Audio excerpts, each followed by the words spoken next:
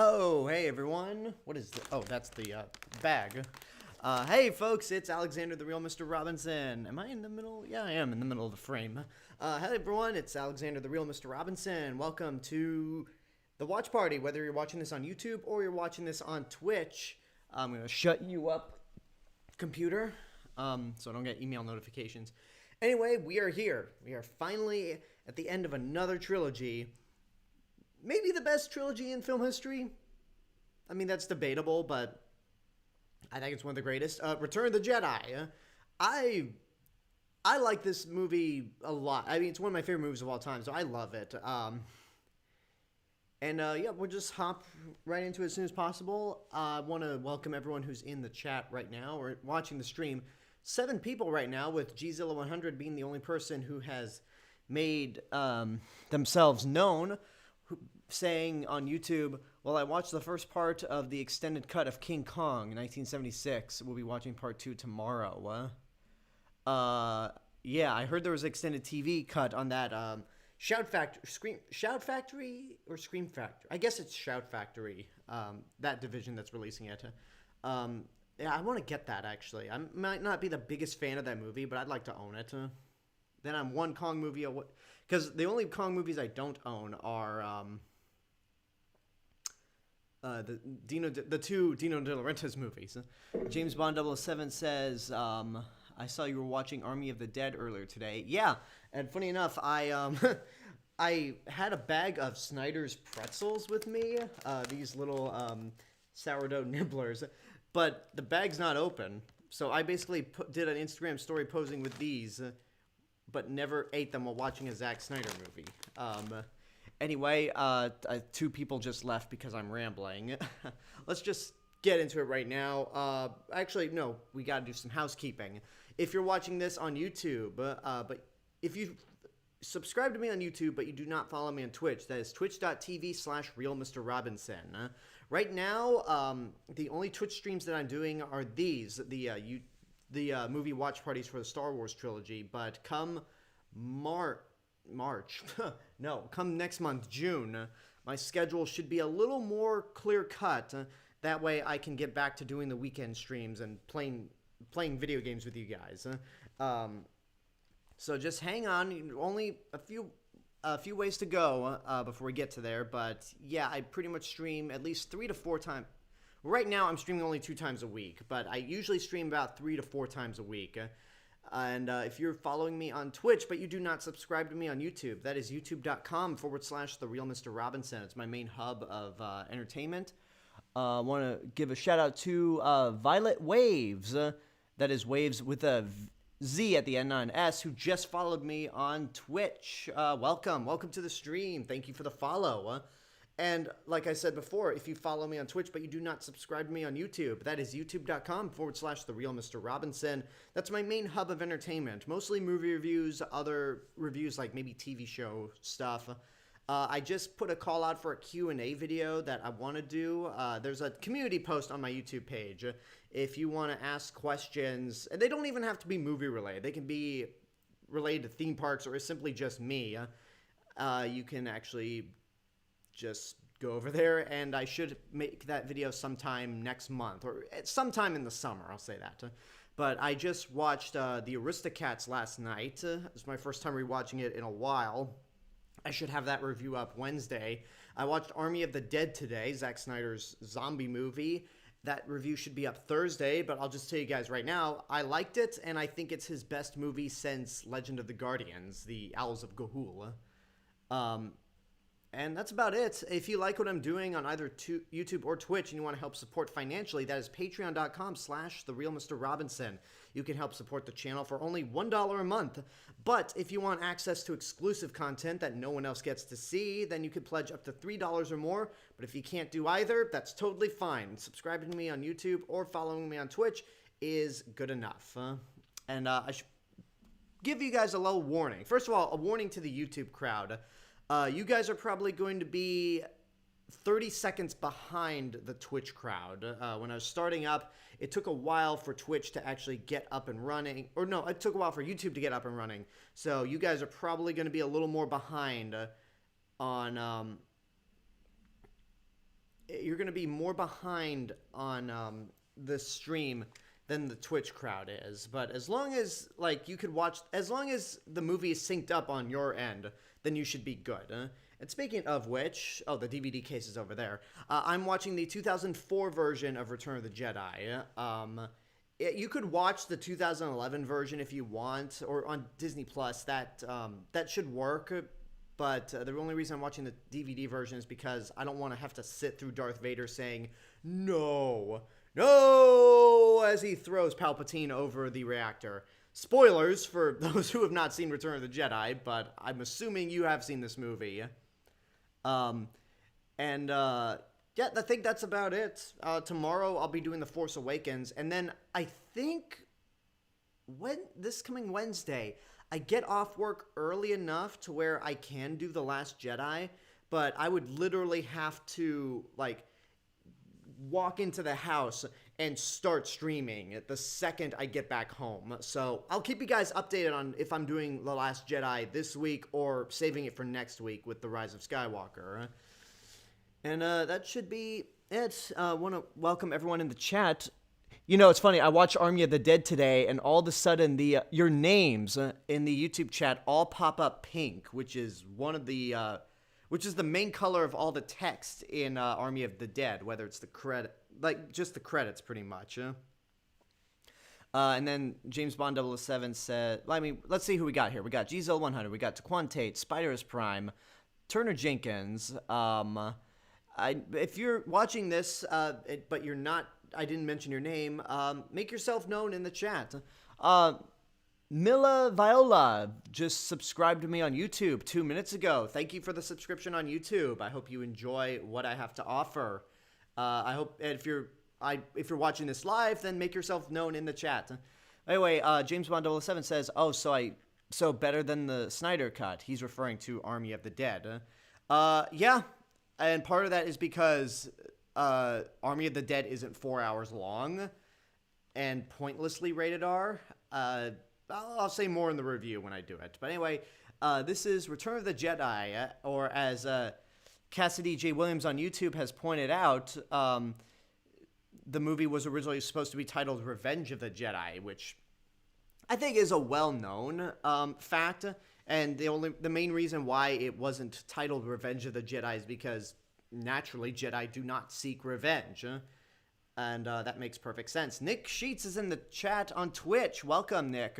So, like I said earlier, if you're just joining me, I'm going to be starting Return of the Jedi. If you're watching this on YouTube, you guys are going to be 30 seconds behind the Twitch crowd. But as long as you're synced up with the movie, you should be good. So, that's the most important thing. It doesn't really matter if you're behind the Twitch crowd. Mainly because you can't see... I can see everyone's, both the YouTube and Twitch comment section at the same time, but the Twitch crowd can't see the YouTube chat, and the YouTube crowd cannot see the Twitch chat, so you should all be good. And with that said, I'm going to push the play button on this masterpiece right now. Oh yeah, this is the last Star Wars movie where we'll be seeing the 20th Century Fox logo. You know, I do miss hearing the 20th Century Fox fanfare in front of Star Wars movies, but at the same time, I was just like, you know what, with the sequel trilogy, let's just jump right into the main Star Wars theme, if we're talking about how to start a movie. Long time ago, in a galaxy far, far away. Star Wars! Yeah, this one was always, I think most people could say this, that this was their favorite Star Wars movie as a kid, probably because of all the creatures. And this was, compared to Empire Strikes Back, which is now my favorite, but the one I watched the least growing up, Return of the Jedi was always the Star Wars movie I watched the most.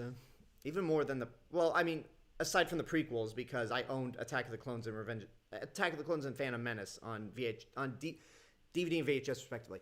Luke Skywalker has returned to his home planet of Tatooine in an attempt to rescue his friend Han Solo from the clutches of the vile gangster Jabba the Hutt. Little does Luke know that the Galactic Empire has secretly begun construction on a new armored space station, even more powerful than the first dreaded Death Star. When completed, this ultimate weapon will spell certain doom for the small band of rebels struggling to restore freedom to the galaxy. King Raiko on YouTube says, oh no, we're closing in on the raise of screenwriter. That's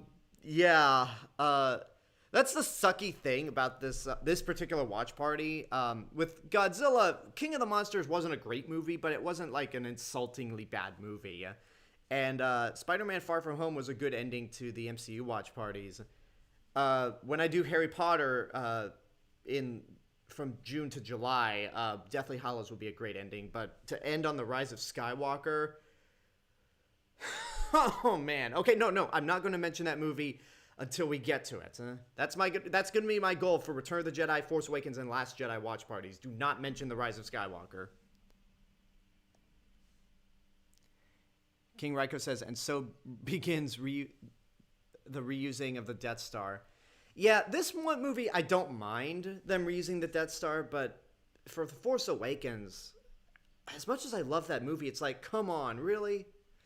Nick Sheets on Twitch says, I'm at work right now, so I'm not going to be able to stay too long. I'm currently on break. I just chose to jump in here because I haven't been able to join you when you're live. While I just wanted to catch up the last couple weeks. Well, thank you, Nick. Sorry, I just kind of messed up reading the rest of your stream comment. But I definitely appreciate it, and I'm good to hear that you're going out there and making that money. And those of you who are wondering why my Twitch schedule is kind of all over the place, oh, hey, look, an Imperial officer that's actually an American, not a Brit. Anyway, for those of you on Twitch wondering why my schedule's just kind of all over the place and messy, that's because I myself have gone back to my full-time job at Universal. I purposely gave myself full availability like every single day just so I would know that I'd get some work. But now that I'm actually safe and fully back into the groove of work, I felt comfortable adjusting my schedule to where I can do a mix of like my job and then actually have a decent schedule for streaming.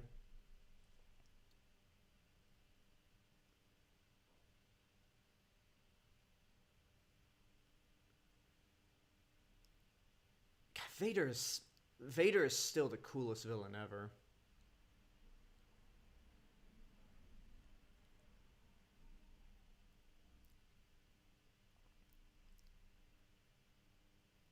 Commander, like, you could see the fear in his face the moment Vader said the Emperor's coming. We should double our efforts.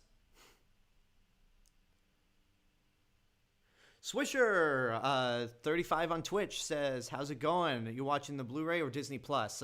I'm watching the DVD version because I cannot stand the added edition of Darth Vader screaming no as he throws the Emperor over the into one of the many bottomless pits of the Death Star.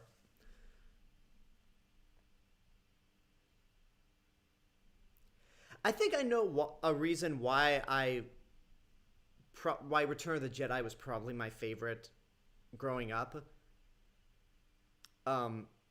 Because the reason is because I got the impression that C-3PO and R2-D2 were the main characters again. So in the Blu-ray version, what was the point of making Jabba's door just ridiculously huge? It doesn't even make sense when you go inside and you see how tiny the door is by comparison.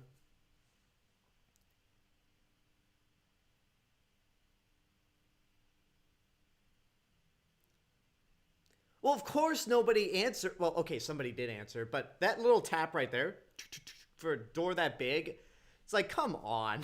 Like, who's gonna hear that?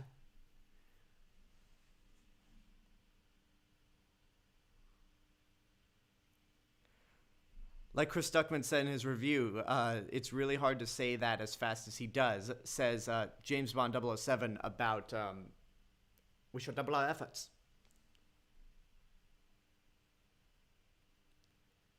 You know the strangest thing about I still love this movie, but the strangest thing about the Jabba the Hutt sequence, it feels like a completely different movie, yeah?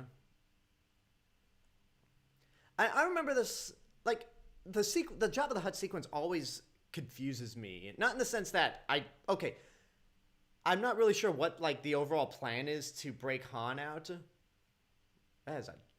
What is that? Is that just a giant droid spider? There's a Gamorrean.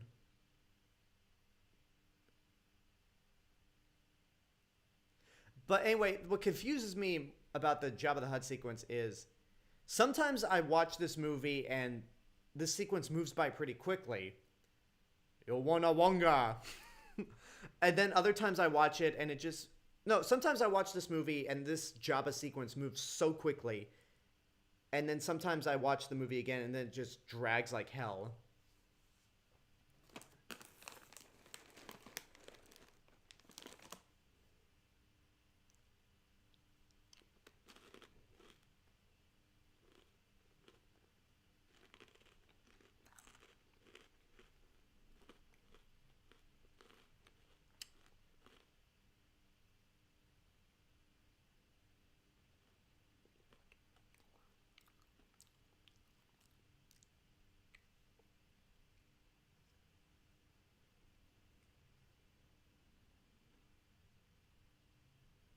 Wait for it. Wait for Bib Fortuna to do this. Lucha! Oh shit.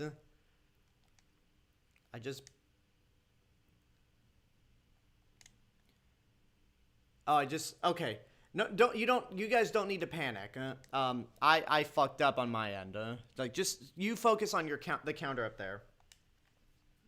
But I'm back to, my controller fell down, next and hit my knee and kind of paused the movie or fast forwarded a little bit, but I'm back.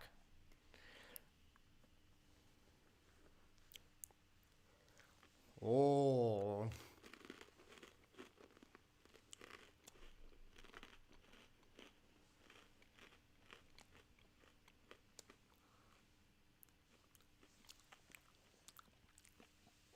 James Bond 007 on YouTube says, yeah, it's a shame that we're ending these watch parties on the worst live-action Star Wars movie, whereas the other ones, Endgame was my favorite MCU movies, and from what I've heard, Deathly Hallows Part 2 is considered to be one of the best Harry Potter movies. I think so, too, but Prisoner of Azkaban's my favorite.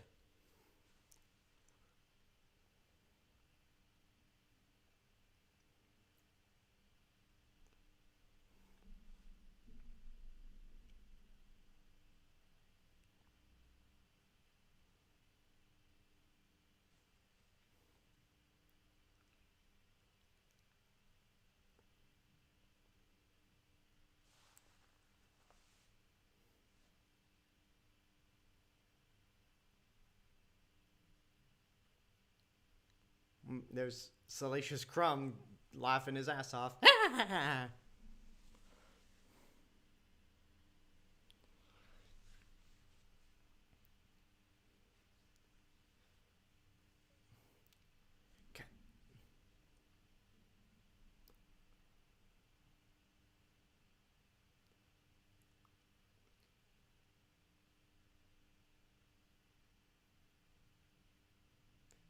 I guess the reason I liked this movie as a kid more than A New Hope or Empire Strikes Back was because of this movie had more creature effects.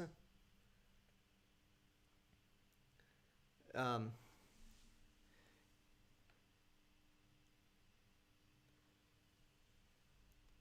Reiko says, convenient that Jabba's palace is on Tatooine, the same world where Greedo had to track Han down in Star Wars. Pretty much. Swisher35 says, I love Luke and Vader in this movie. Yeah, I think the best part of the movie is everything involving Luke and Vader and the Emperor.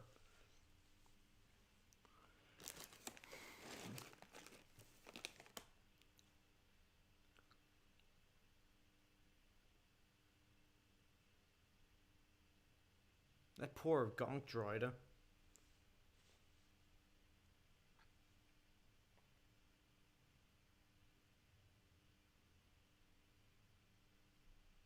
Can you imagine? I mean, I guess you can easily imagine, like, the anticipation of that cliffhanger in Empire Strikes Back, and then waiting 3 years. Oh, that poor droid. Waiting 3 years to see Return of the Jedi.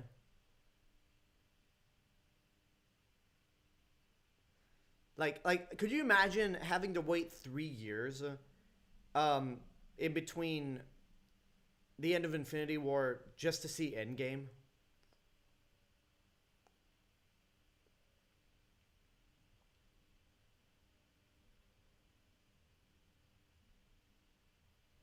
That droid is moving his hips back and forth a lot. You know, yeah, I picked the DVD version because I can't stand Vader screaming no, but that means I also have to sit through Jedi Rocks.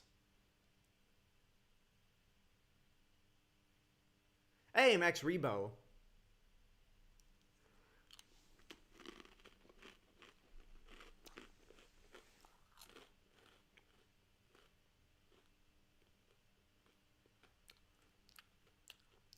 Like, that hairy creature. Oh, like, Snice Noodles looks so out of place. And that other hairy creature, he looks like something that came out of A Bug's Life. Jesus. And I'm sorry, George Lucas, nobody wants to see a skimpy Rhodian. There he is. Ah, yeah, baby. Gzilla100 says, I have the original version of the trilogy. Same here. But since the special editions are unfortunately easier to access, that's why I've been doing the special editions.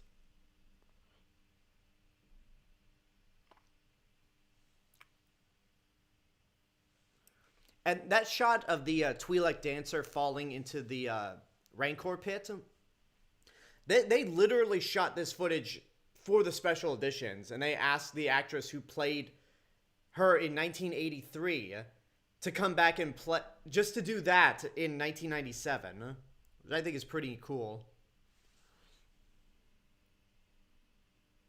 James Bond 007 on YouTube says, what the fuck am I watching?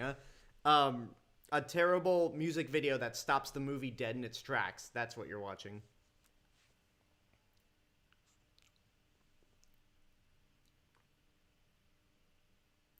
It's Fennec. No, it's not Fennec. Speaking of Fennec, I saw that Nick Sheets on Twitch says you need to catch up on the Bad Batch, which you should. The Bad Batch is really good. If you love the Clone Wars, the Bad Batch is a nice continuation.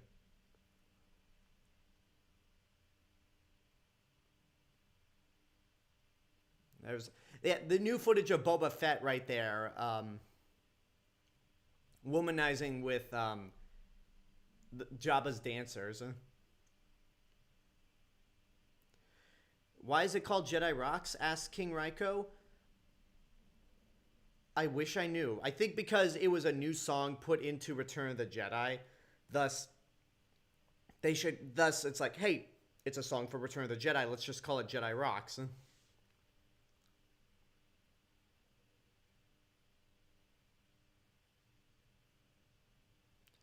Yeah, that shot of Boba Fett, like, doing this to one of the Twi'lek girls' chins, that's more like something the robot chicken Boba Fett would do.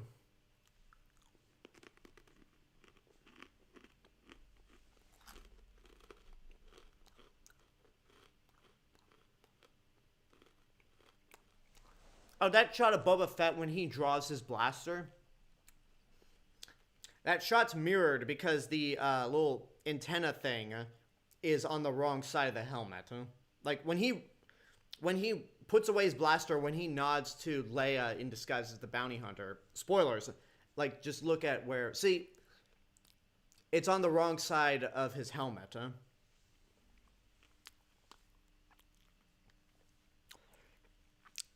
Um, and Nick Sheets, I'm going to read two unrelated Star Wars comments. Nick Sheets on Twitch says, finally watched True Grit last week. It was really good. Glad you enjoyed it. That's one of my favorite Coen Brothers movies. One of my favorite movies of the last decade. And then this music. It sounds like Lapti Nek from the original version. And it just feels more appropriate for... It feels more like music that fits with Star Wars. King Giza100 says, oh, I watched the awful King Kong animated movie. Oh, The Mighty Kong. Yeah, that was the last movie that Dudley Moore from Arthur starred in. And, yeah, it's pretty bad. Watch Double Toasted's review for The Mighty Kong, because that review's pretty funny. So, okay, guys, from this point on, let's try to keep the conversations on Star Wars as much as we can. Because I don't want to get too sidetracked.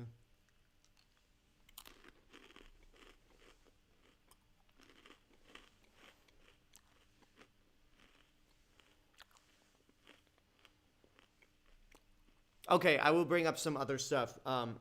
Because in the vein of the Coen brothers, James Bond 007 asked if the remake is better than the John Wayne version. I can't answer that because I have not seen the original version. And then Nick on Twitch says he no longer thinks The Big Lebowski is overrated. Took me a long time to understand it, but now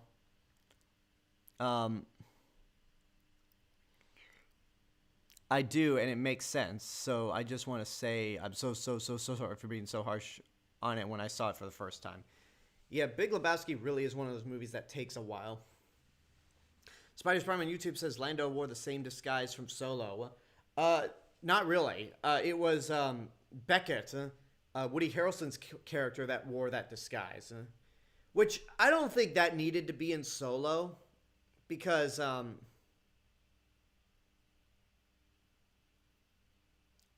was I going to say?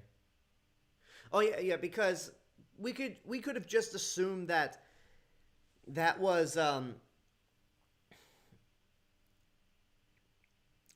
just like armor from one of Jabba's guards that Lando killed and then just took over. Like we didn't need to see that in Solo.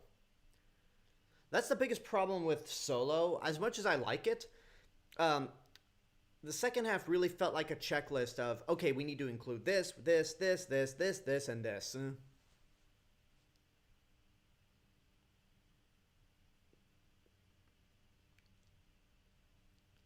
I gotta say, I did laugh in the Family Guy sketch, or in the Family Guy retelling of Return of the Jedi, where Han is thawed from the carbonite, and it's just, sorry. Hi, Carrie Fisher. I'm still not over her passing. Like, it just makes me so fucking sad that Carrie Fisher is not with us anymore. Oh.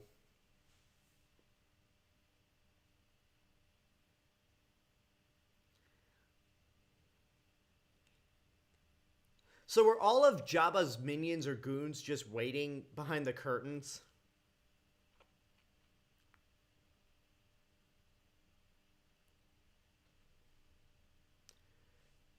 Ooh, what is dripping out of Jabba's mouth?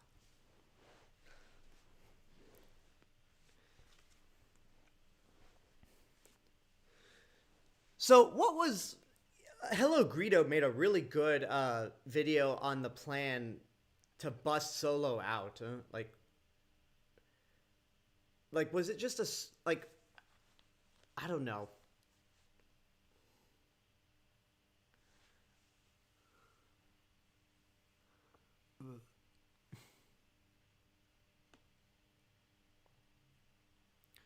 King Raiko said, they did Boba Fett so dirty in Empire. He at least got to set up the trap in Cloud City, say 4 sentences of dialogue, and fire his blaster once. here wasted like an Imperial Admiral. I'd say he was pretty pointless in Empire Strikes Back when you think about it. I mean, to be honest, if we're being completely honest, Captain Phasma in Force Awakens and Last Jedi did more than Boba Fett did in these two movies. But thankfully, Boba Fett got his due in The Mandalorian, and he's got his own show coming out, so that's good.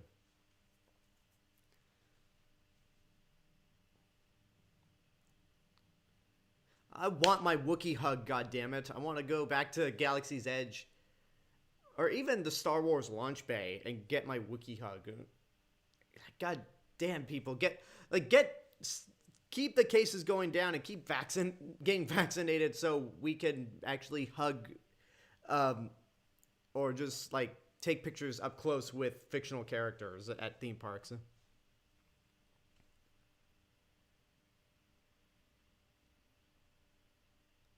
Kind of weird that Luke would do the Force choke. I'm sorry. No, actually, I won't apologize because I am a straight man. I will not apologize for acknowledging how hot Carrie Fisher is in that metal bikini.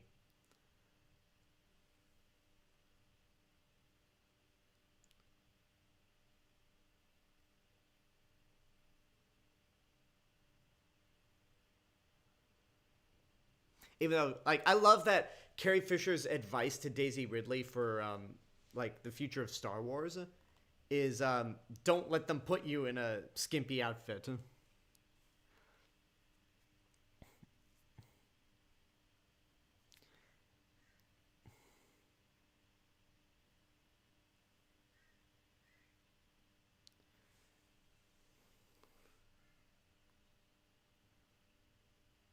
Oh.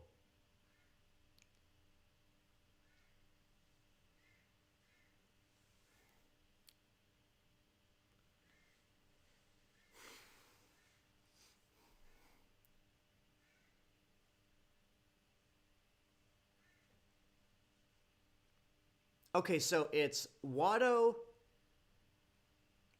and Jabba the Hutt who are immune to the Jedi mind trick. Who else in Star Wars is immune to that trick? I mean, I guess Cad Bane, but it took Anakin, Obi-Wan, and Mace Windu at the same time to do the Jedi mind trick on him.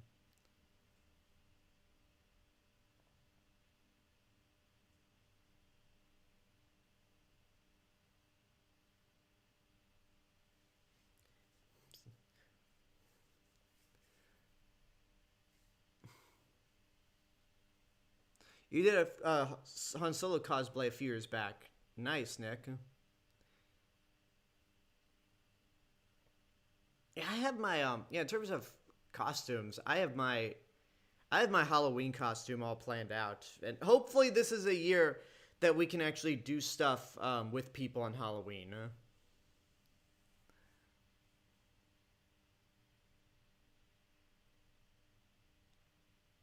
Silly Jedi, silly Jedi.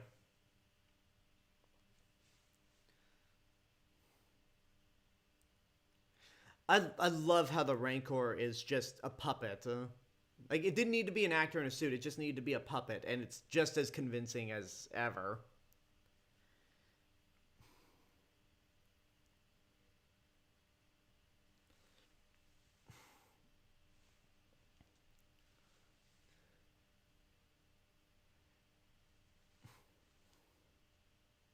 Is that Greedo in the background staring at his fingers? Now, are Jabba and all of his other spectators getting joy out of watching the Rancor eat that Gamorrean, or are they just in shock?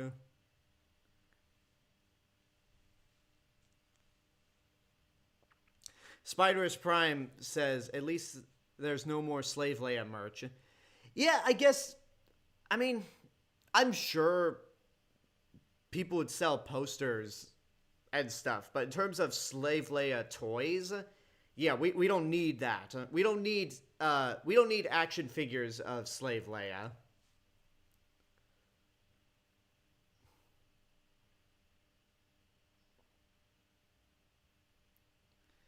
again, I just like if it were a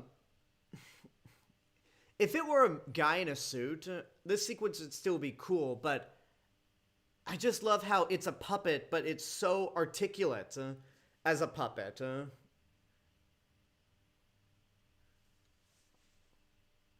And I'm wondering, it was Jim Henson's Creature Shop that came up with all these creatures for Return of the Jedi, right?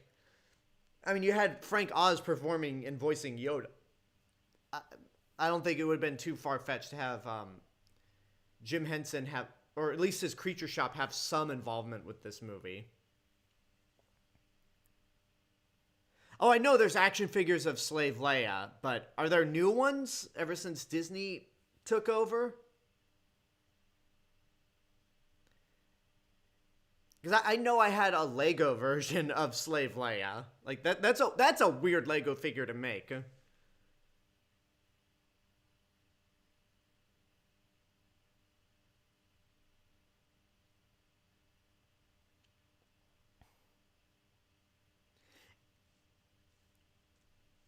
And I know that like when I say we don't need any more Slave Leia figures,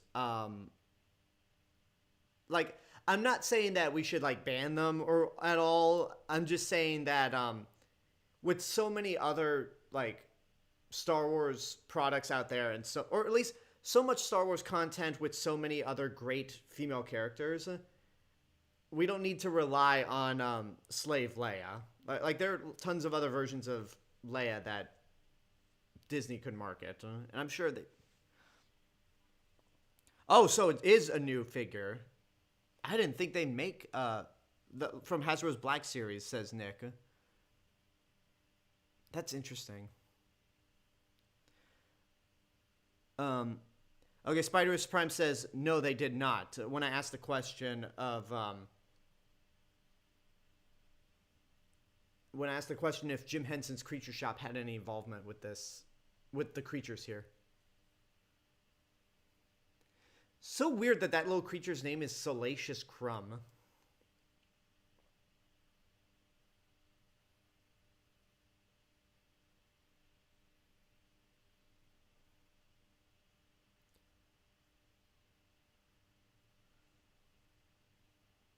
Huh.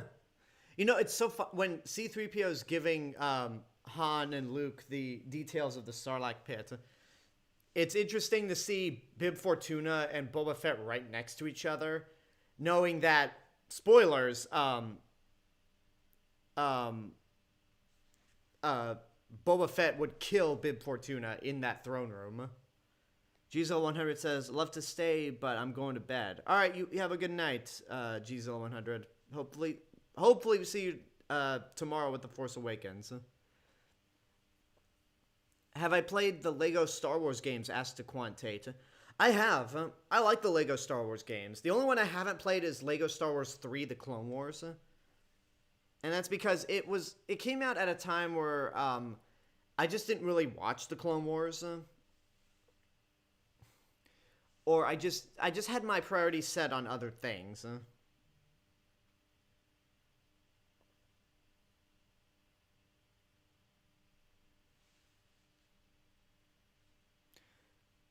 You were okay. Spider's Prime saying.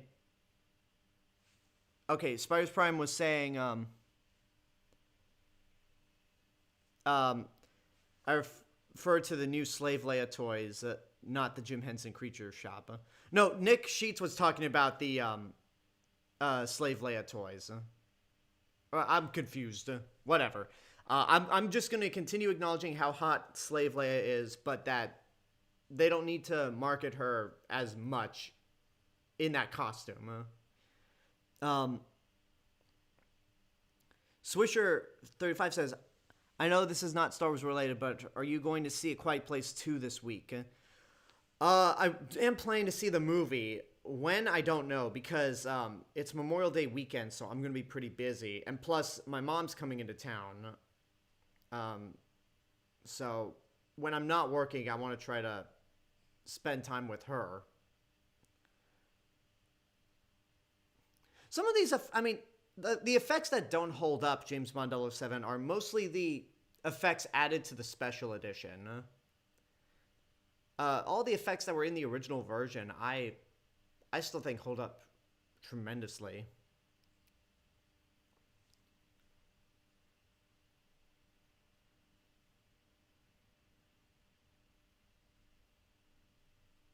No.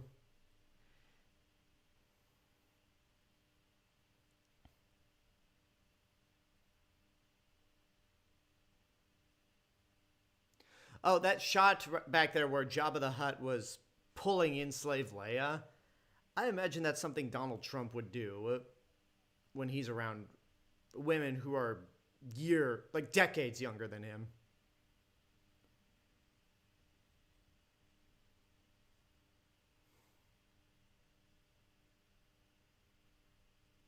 Okay, one other thing that always crossed my mind when watching the original trilogies, when watching the original trilogy as a kid, I always thought the default lightsaber color was green.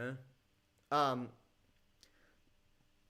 when I watched The Phantom Menace, I could have sworn that the lightsaber Luke had in A New Hope and Empire, there's that Wilhelm scream, was green as well. And then it was a surprise to me to see a blue lightsaber in The Phantom Menace. But that's the Mandela effect. Because when I rewatched the original trilogy after seeing The Phantom Menace, it's like, oh no, the lightsaber's blue in A New Hope and Empire. Yeah, Boba Fett really, he went out like a punk, but he came back with a vengeance, so I'm not too mad at this anymore. But it is cool that Luke finally gets his own lightsaber, that he doesn't have to rely on his father's.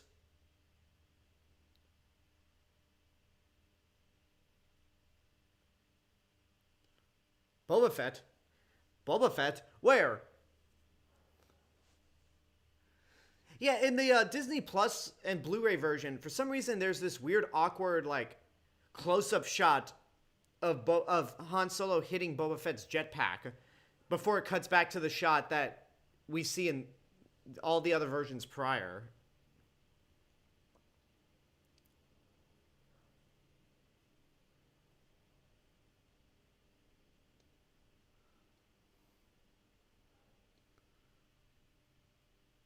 There's the Wilhelm scream again. It was very brief, but you could have you heard it. God,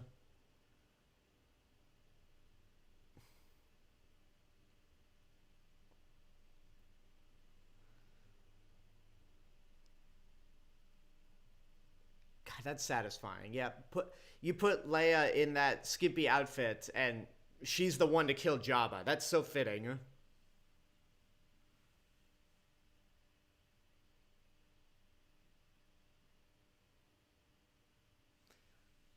Get out of there! Then he falls into the Sarlacc pit.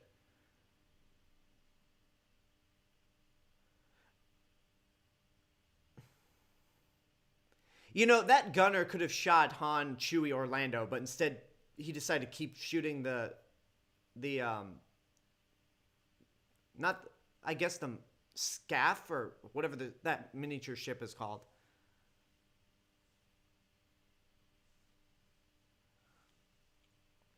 James Bond 07 says the direction of this scene is also quite uninspired. I won't say that. I think it's a lot of fun.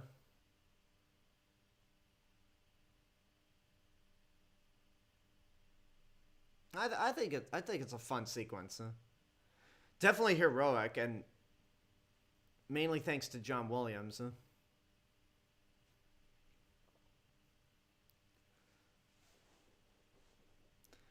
So I guess Bib Fortuna just escaped somehow.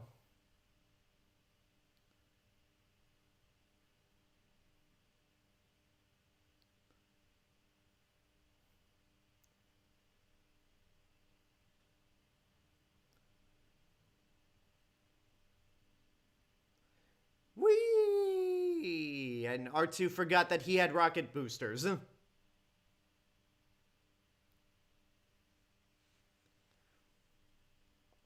King Raiko says, you think the whole half-hour adventure of Jabba feels pretty disconnected with the rest of the film's storyline. Kinda. I mean, I have no problem with it. I think it's a fun sequence, but and it does have it has a purpose in getting Han Solo back, and also introducing Luke's green lightsaber. But outside of that, it really feels like it's in a different movie.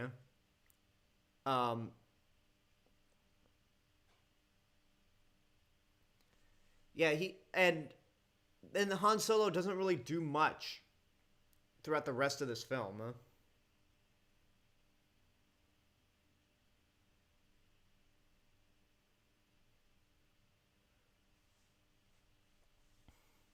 Boba Fett escaped somehow too after this, since he came back in The Mandalorian. That's true.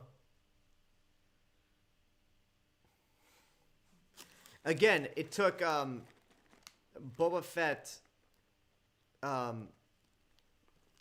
almost 40 years to be a badass.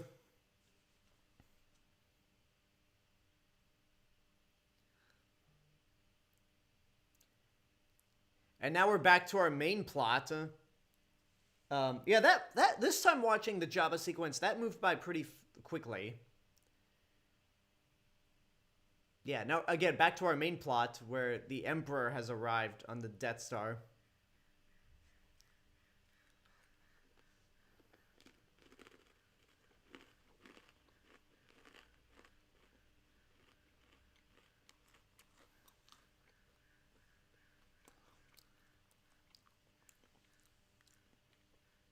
Nick says, well, Han does lead the attack on the Death Star shield generator. Shouldn't that be something?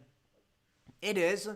But, I mean, like, in terms of character growth, Vader, Luke, and Leia get the most development in this movie. Han is just kind of there. He doesn't really grow at all.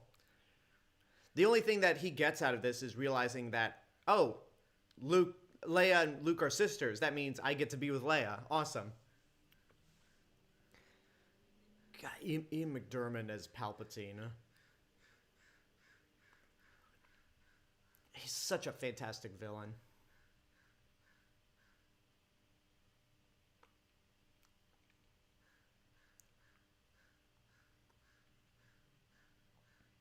Like,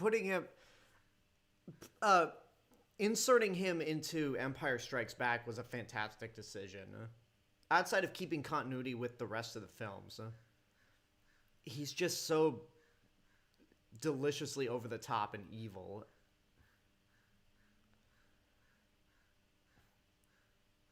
I'm not going to mention that other movie. I'm not going to mention that other movie.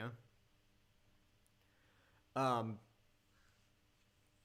not going to mention that other movie, no matter how badly I want to. James Bond says, Alex, I know you'll disagree with me on this, but the reason why I prefer The Force Awakens over this movie and The Last Jedi is because I found that movie to be paced and edited better than those other two movies. I actually don't agree. No. Let me rephrase. I don't disagree with that statement. Force Awakens as a whole is a better edited movie, but Return of the Jedi is just such a great ending to this original trilogy. And maybe nostalgia plays a factor into why I love Return of the Jedi so much. And then The Last Jedi, I just think, is a more surprising movie.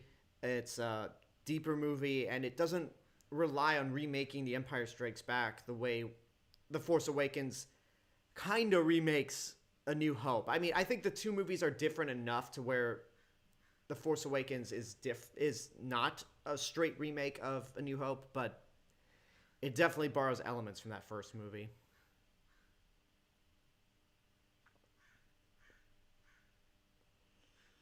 Who do I like more, Vader or Palpatine? Asks Swisher35 on Twitch.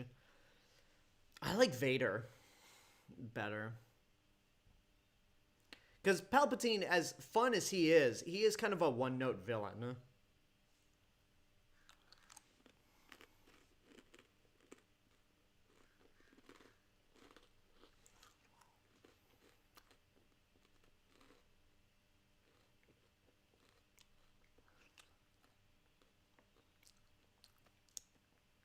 This scene's sad.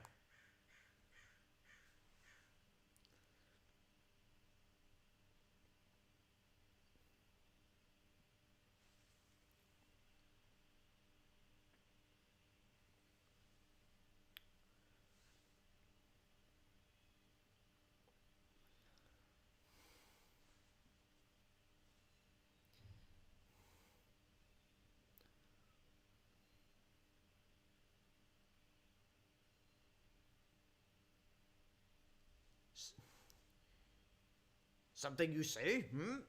Cannot hear you. Must rest, I must. Very well, then.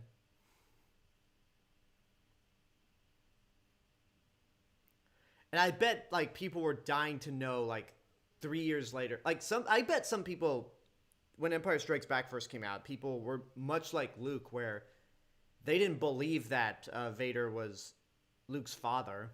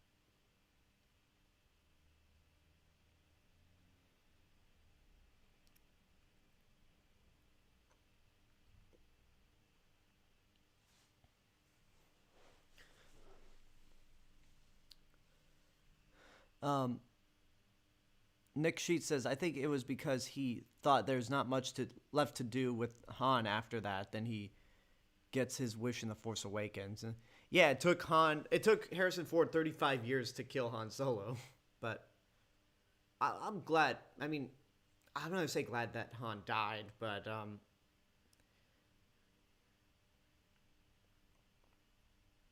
I don't know. We'll get to that movie tomorrow.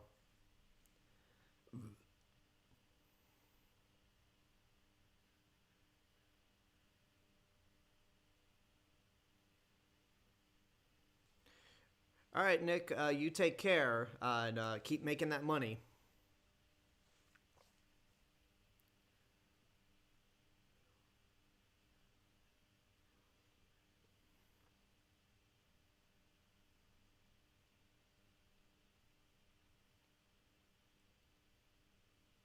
So that's Yoda's last words. Turner Jenkins says, what happened? Did Boba Fett die? No, Yoda just died, though.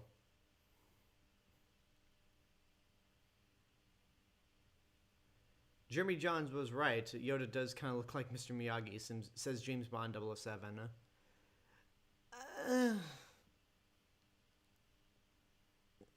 Wait. Kinda. Yeah, I guess. Um,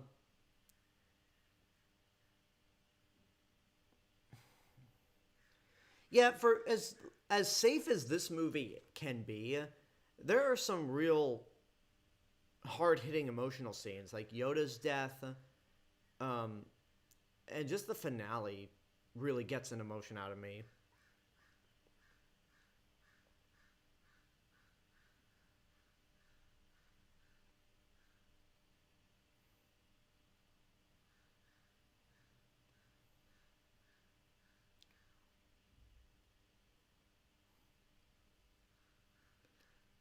So this is the first. Is this the first time Luke has referred to Obi-Wan by his actual name?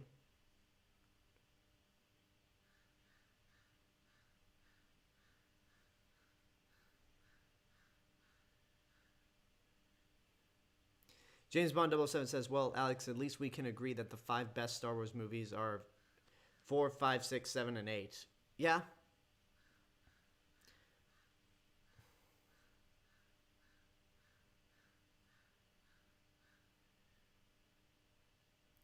I love how that quote, "a certain point of view." I love how that's the name of a Schmodown division.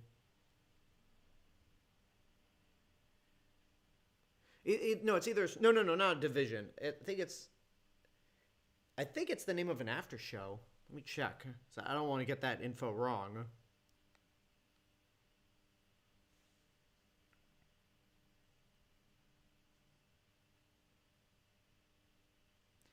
Certain point of view uh, is a Schmodown after show.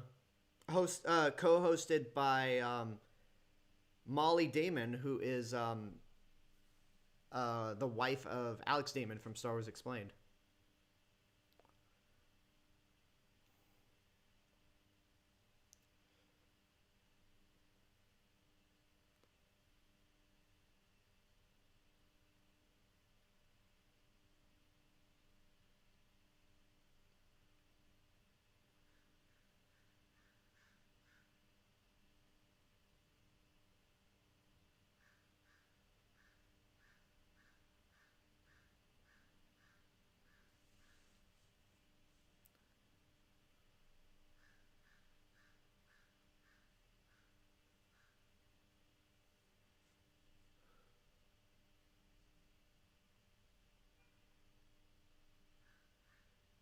Until now. You know, here's the thing. Um, I'm not the biggest fan of characters being connected to other characters in the franchise. Like, Luke, Leia, and Anakin all being related, I don't mind. And I don't even mind Vader. I don't even mind, like, Han, Leia, and Kylo Ren being related. Um, but everything else, it just feels kind of lazy.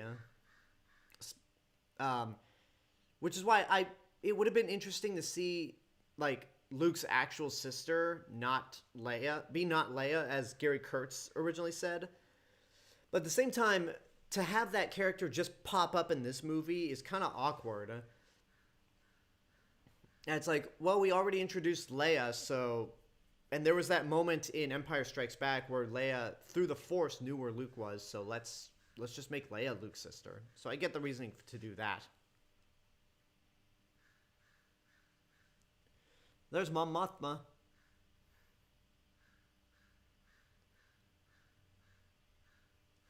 James Bond Double Sense says, I don't know about you, Alex, but I prefer Revenge of the Sith over Rogue One. It depends. It depends on a certain day. Like, some days I'll prefer Rogue One over Revenge of the Sith, but some other days I like Revenge of the Sith over Rogue One.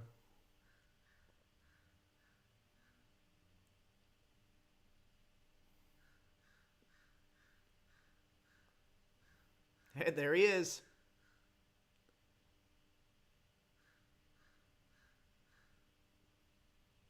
Akbar.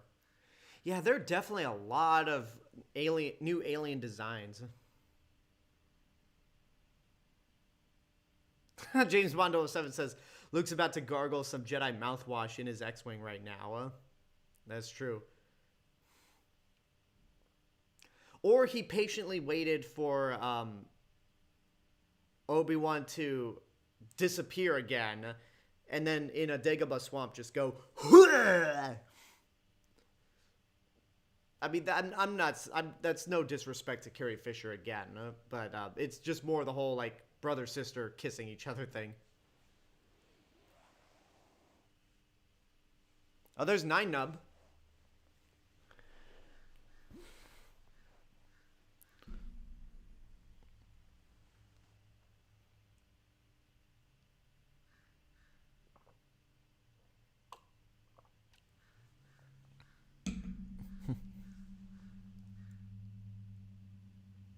I like how after Leia asked that question, Han's just like, and then, wow, way to put me on the spot, General Madine.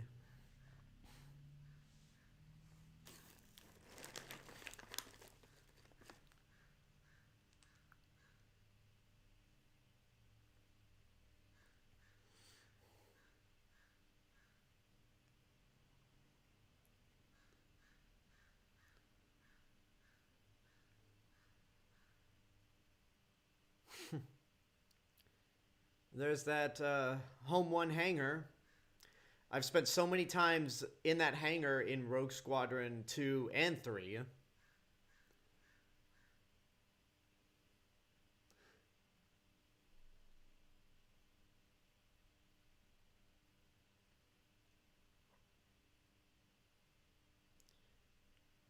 It's like, I know, Han, because you won her from me. Hmm. Let's see if let's see if he lives up to those words.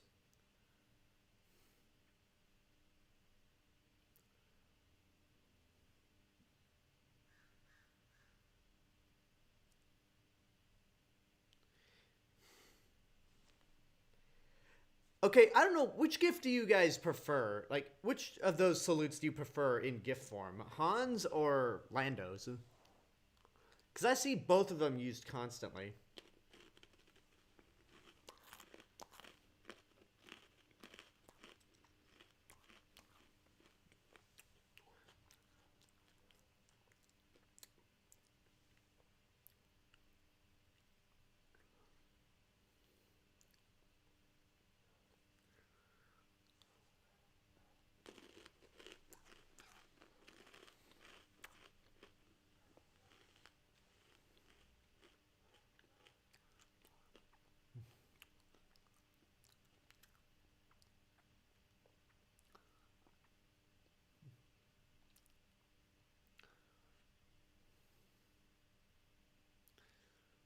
I will admit some of the compositing shots for the starships don't look as good as Empire, but just like the maneuverability of all those ships is far better than the original effects in A New Hope.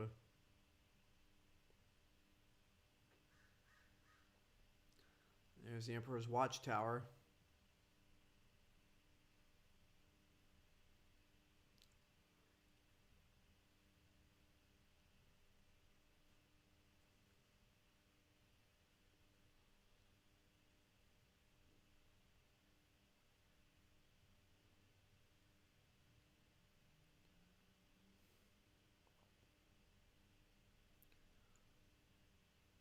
Yeah, going back to Revenge of the Sith, I really preferred it if Palpatine's like wrinkled makeup here was not a result of like the Force lightning. Like I just think it's more interesting and more creepy that Palpatine is so consumed by the dark side as Emperor that it just aged him faster. Like I honestly prefer that. But I guess they needed a way. Lucas needed a way to make the classic Emperor look for Palpatine in Revenge of the Sith. But I don't know. James Bond 007 on YouTube says, I feel like Han would still be upset with Lando for what he did in Empire Strikes Back at that point. Huh? A bit of a missed opportunity there, if you ask me. I guess so, but yeah, I guess so. But we saw. Never mind.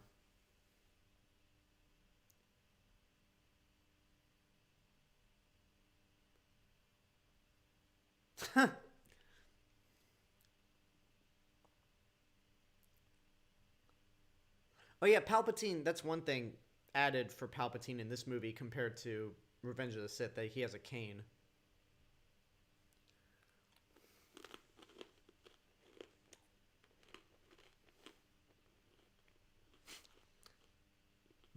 It's an older meme, sir, but it checks out.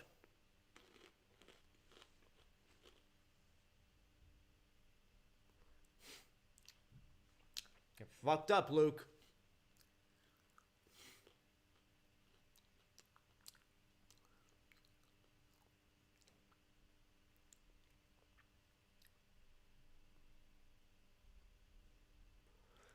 Yeah, this movie does feel slower than A New Hope,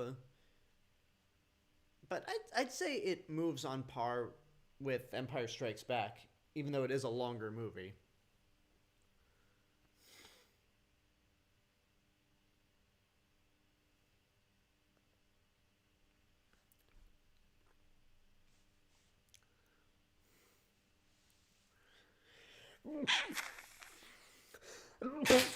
Sorry, folks. Ooh.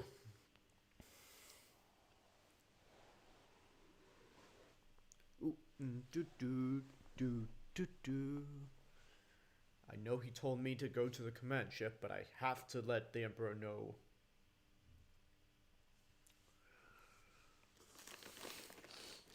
One problem I have with the ending, or at least the ground battle in Return of the Jedi, is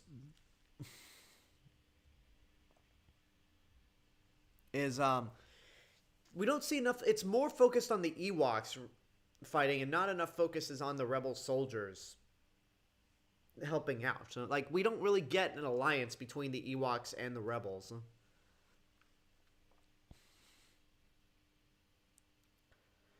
James Bond 007 says, was the scene with Vader and the Emperor really necessary? I mean, I'm not complaining. I love Vader and the Emperor, especially together, but was that scene really necessary? We were just told what? It was an excuse for Vader to go out. We needed a reason for Vader to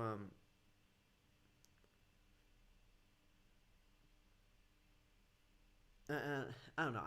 I'm not gonna complain about that. Swisher35 says, I hate the Ewoks. I like them. Shit. Like, you could just see the look on Han's face the second that branch snaps.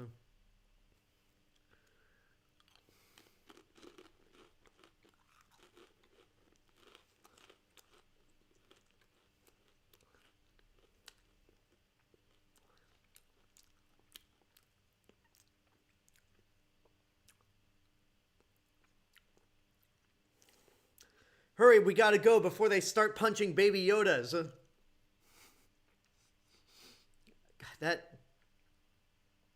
That moment, DeQuan Tate on YouTube says, I'm watching the Robot Chicken Star Wars special. That moment where you have the two scout troopers in The Mandalorian, that could have been a Robot Chicken sketch right there.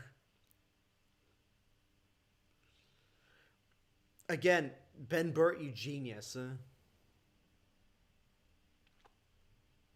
The sounds of the speeder bikes, especially as they zip by, are amazing.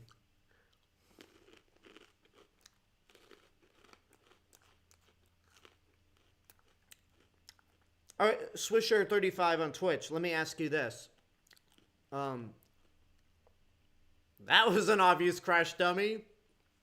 Whatever, it's fine. It's movie making for you. By the way, Swisher35, what do you prefer, Ewoks or Porgs? There's two more. I guess some of those speeder bikes are some of them stop motion, like or some of the scout troopers on the speeder bikes?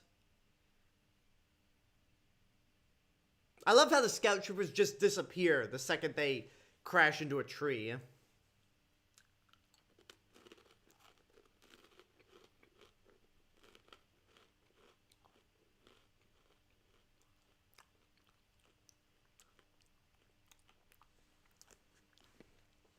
Ewoks or Porgs?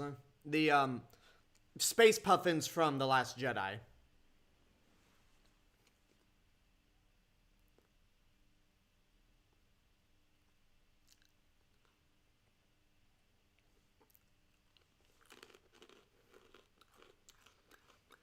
This level in Rebel Strike on the GameCube was always so frustrating.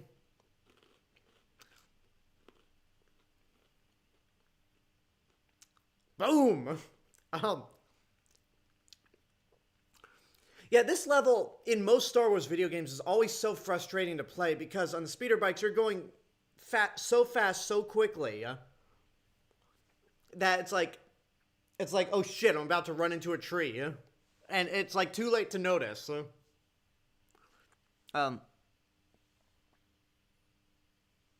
So Turner Jenkins on YouTube prefers Ewoks.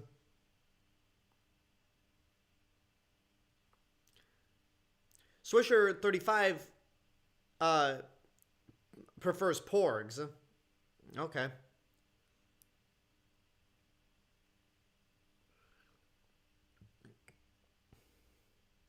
I'm pretty sure that's the same forest that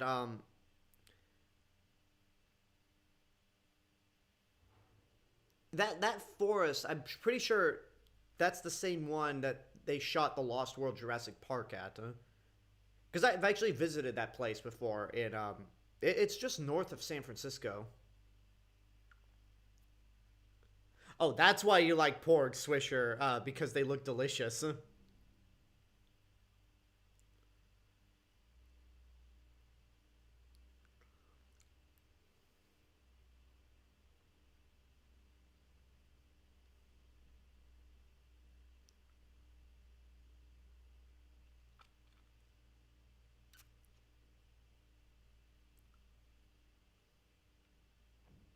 So, is it confirmed? Like, there's a rebel soldier with a white beard. Oh, he just walked by in the background. We'll see him again later. But is it confirmed that that soldier is Captain Rex from the Clone Wars? I know there was speculation, but was that actually confirmed by anyone at Lucasfilm? There's Wicket.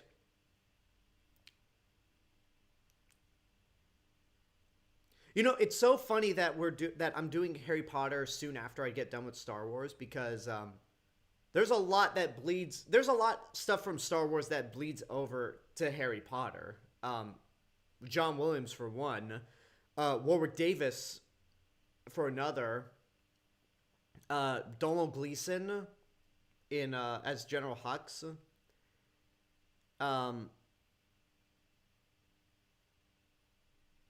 And then Moaning Myrtle, the actress who played Moaning Myrtle, voices Babu Frick in Rise of Skywalker.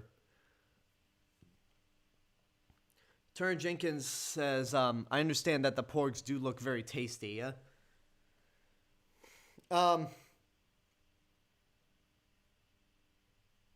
They do, but I don't know. I porgs seem like fun pets to have if they existed.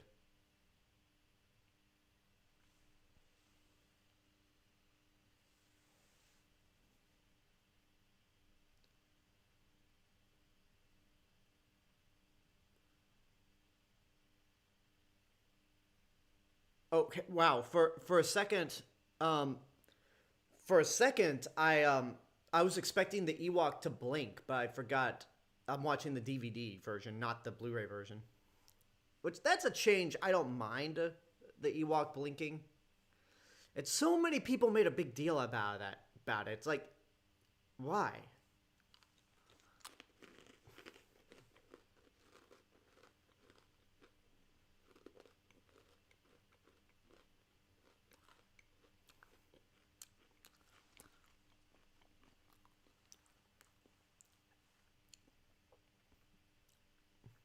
James Bond 007 on YouTube says, I don't think people have an issue with the Ewoks themselves, but more so what they represent.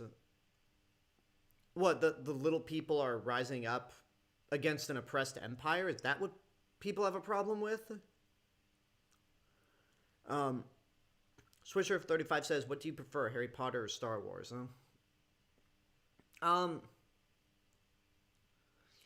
Star Wars just has a lot more to talk about. Like, I love more Star Wars movies than I do Harry Potter movies. But then again, there are more Star Wars movies than Harry Potter movies, but maybe two more.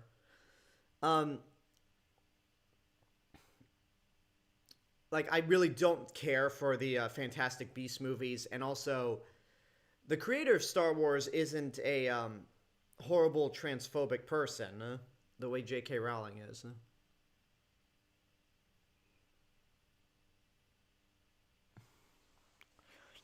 Turn Jenkins says, indeed, I also agree with them being pets. I wouldn't mind wanting them as pets. Anyways, I'm drinking tea right now. I'm becoming Uncle Iroh from Avatar The Last Airbender. Oh, nice. God, it is hot. I think it's the light that's making it hotter. I'm going to open a window. Hold on one second, folks.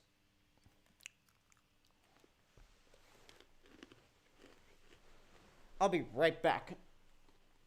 I'm going to keep playing the movie, so don't pause.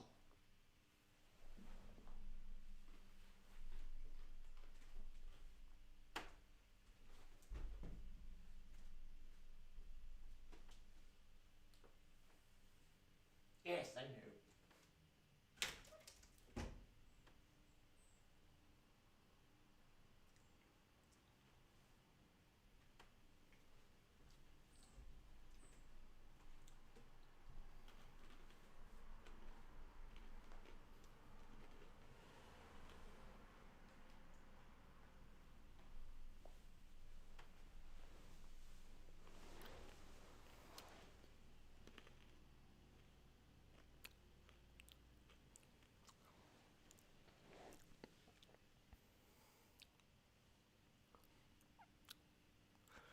James Bond 007 on YouTube says, the way I feel about this movie is similar to how I feel about The Lost World, Back to the Future 2, and Temple of Doom.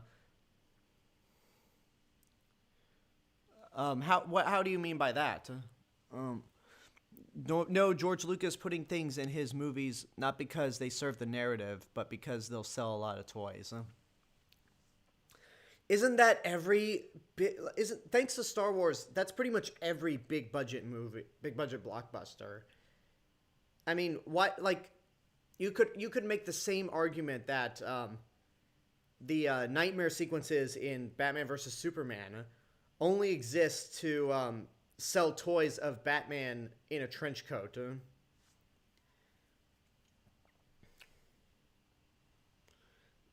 Like, I mean, I don't really care.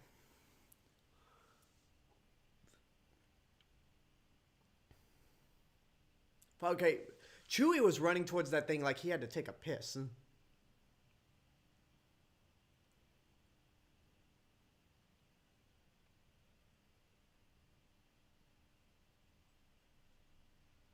Whoop.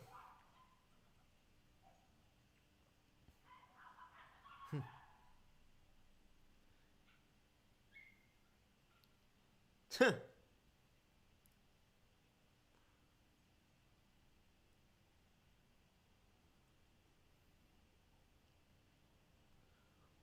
like, oh, don't worry, I got this.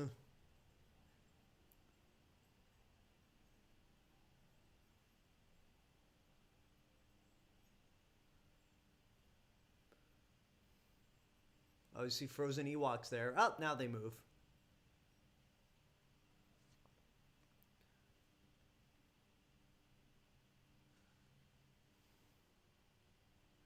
That being said, with the Ewoks being in this movie, I would have preferred... I think it would have been better if Wookiees... If this was Kashyyyk and not Endor. Because it would have been more personal for Chewbacca. To be, like... For Chewbacca to be on this mission on the ground.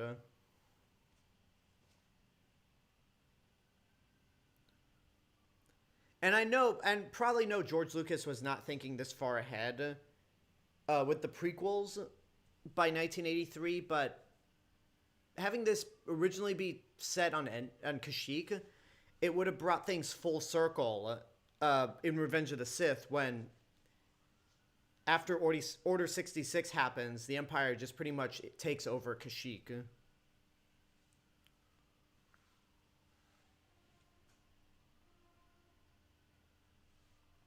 Swisher35 says... Oh, I meant to ask you this. I follow you on Twitter and saw your Saw Blu-ray. Wow, try saying that 3 times fast.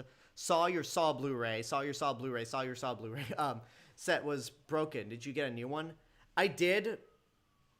Some of the little things that hold the discs were still broken, but only like the DVDs, which I don't plan to ever watch. It's mainly the Blu-rays that I care about. But then at Target. No, I was at Best Buy today, and they were selling that for the same price, and it didn't sound like the discs were loose or anything. But I'm not going to spend another $15 on the Saw series.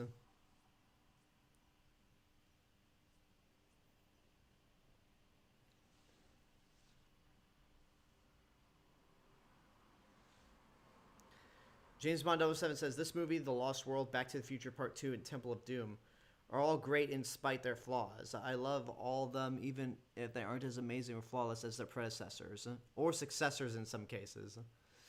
Yeah, I like The Lost World, but I wouldn't say it's a great movie.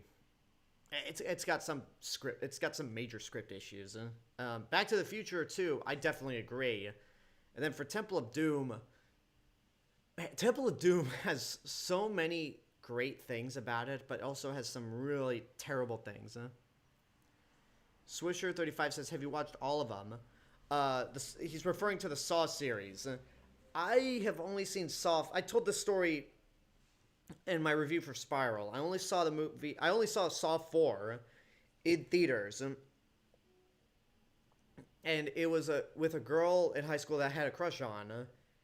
But in hindsight, it probably was never going to happen.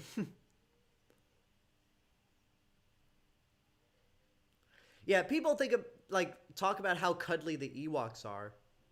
That he said the thing. I got a bad feeling about this. Anyway, people talk about how cuddly the Ewoks are, but they were gonna roast and eat Chewbacca, Luke, and Han.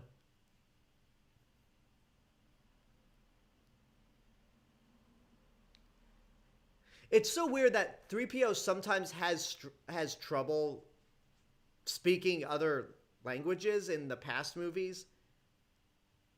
But here it seems like he has no problem speaking whatever language the Ewoks speak.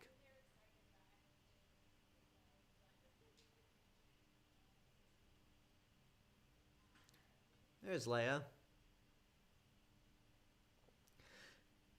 See, the Ewoks managed to give her um, a much better outfit than Jabba.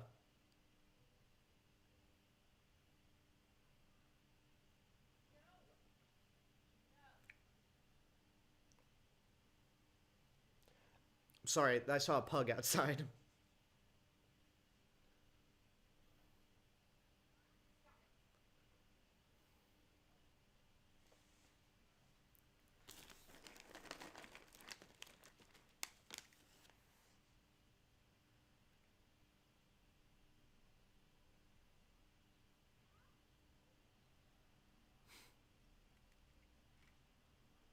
Like, trust me.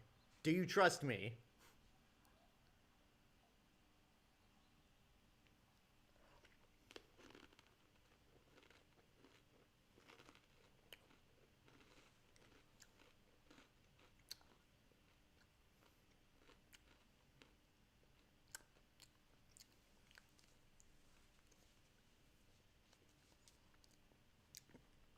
Okay, they're. Sorry, I was looking at my phone for a second. They're already.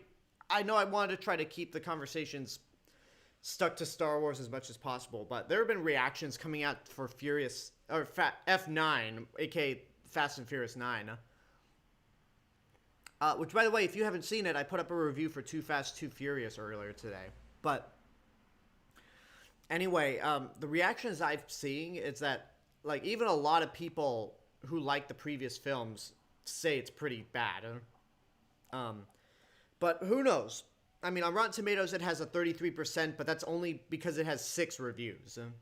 I'm curious to see if the score changes the closer we get to the release. But I gotta be honest, I'm not as excited for F9 as I'd like to be.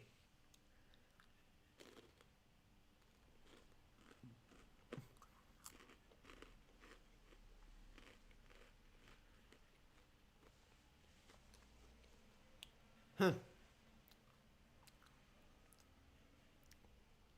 Oh, I like this moment right here. Like going back to what C3PO said in A New Hope, where he's not good at telling stories, and suddenly here he is telling stories to the Ewoks, complete with sound effects.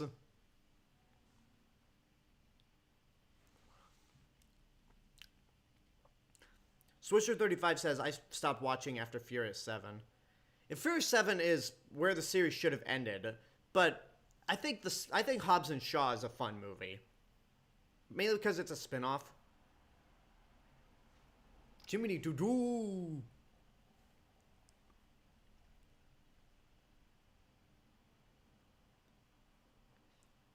All right, so that's the first time Cloud City's been named.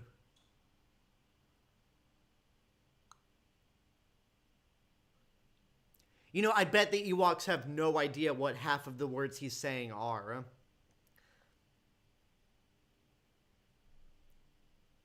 Like, what's Cloud City? What's Carbonite?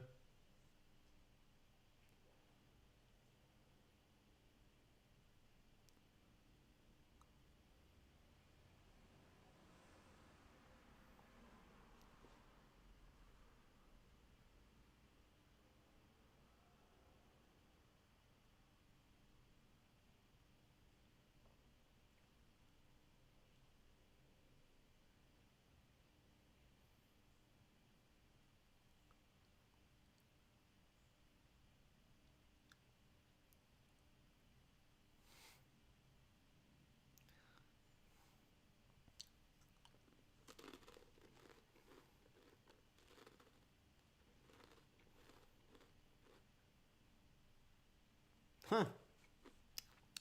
Short help is no better than help. Is better than no help at all.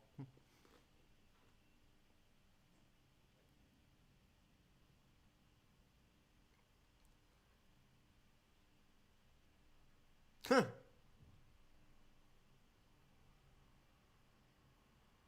It's like, Han, let the droid do his job.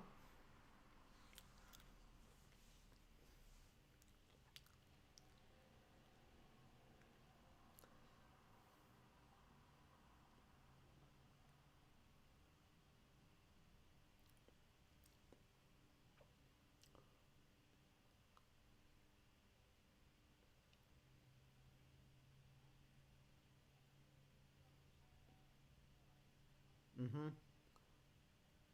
Yeah, that seems to fit Padme's description. Ironic, considering that in Revenge of the Sith, Luke was the firstborn, and who actually got to see Padme before she died. Yeah, that was a goof in that was a big goof in Revenge of the Sith.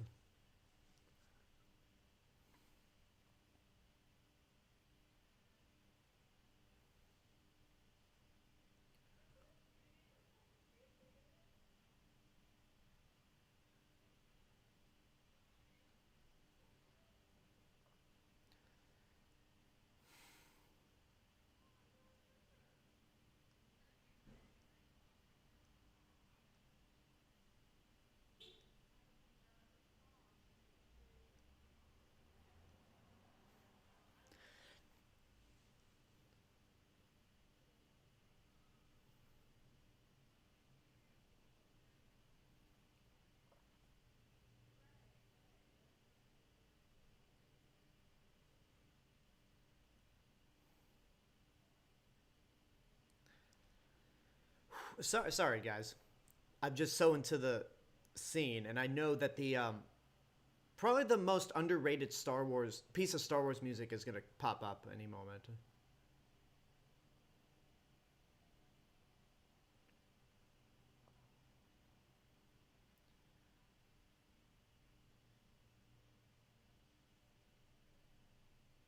I love the Luke and Leia theme in Return of the Jedi.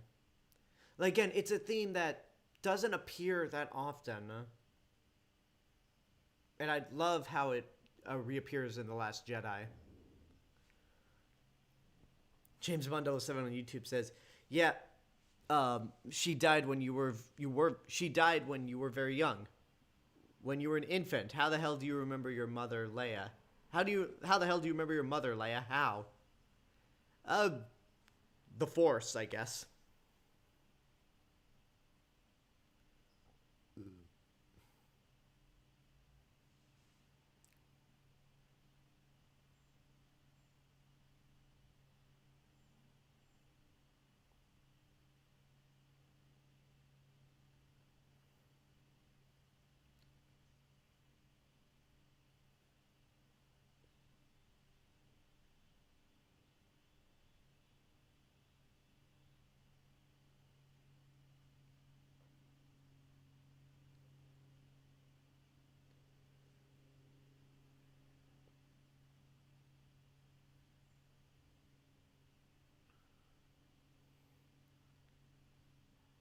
And there's Han and Leia's theme. Like, just a perfect transition between themes.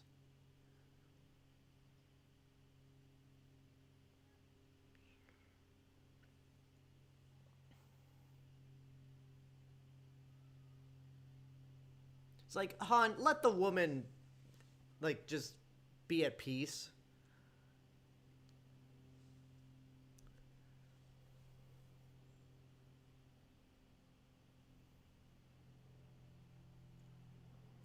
Yeah, Spider's Prime. I think that reaction, like Leia might have had, like, I kissed my brother last year. What the hell? That might have come in more when maybe when Luke told Leia that Vader was his father.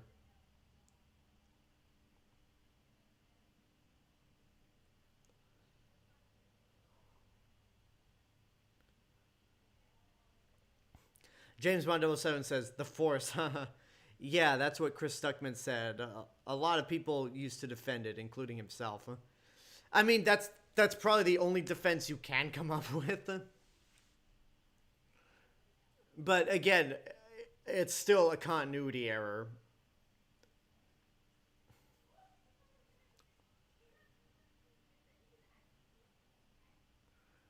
Yeah, I was rewatching this scene on YouTube earlier today.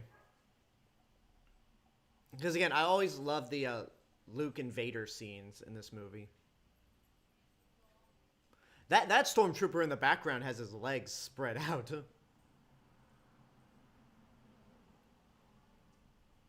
There's those black brows in the stormtroopers that Hello Greedo was talking about.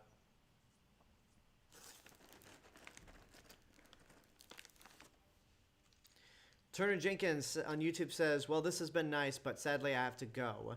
You all have a good one and good night. Take care of yourself, Turner Jenkins, and we hope to see you back tomorrow for The Force Awakens.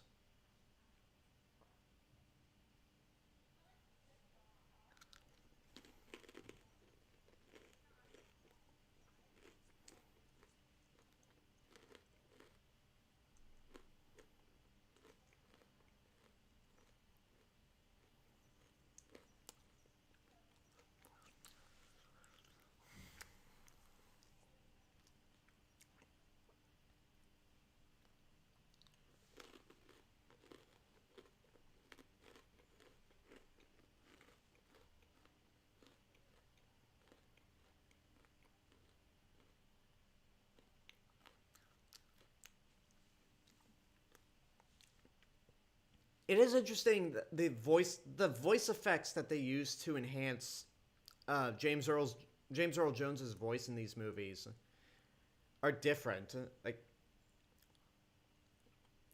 and maybe it's the progression of technology in between all three movies, but like the voice effects for Vader in A New Hope sound different from Empire Strikes Back, which sounds different from Return of the Jedi.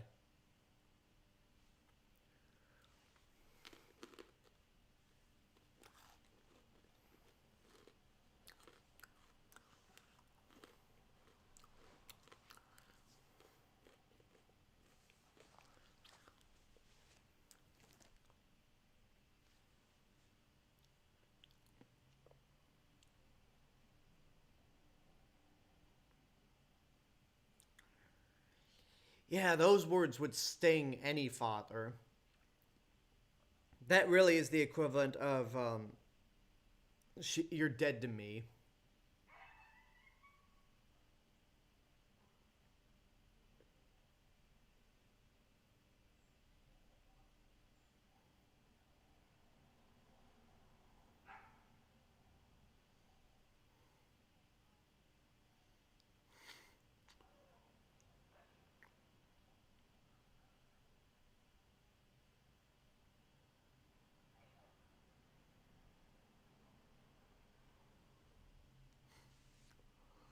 Sorry, just looking up something funny on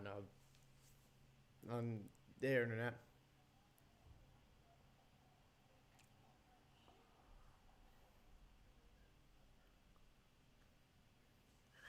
Swisher35 says Vader saying it's too late for me, son. I don't know why, but always hits me emotionally. The line at the end of the movie before before Anakin dies, does it for me.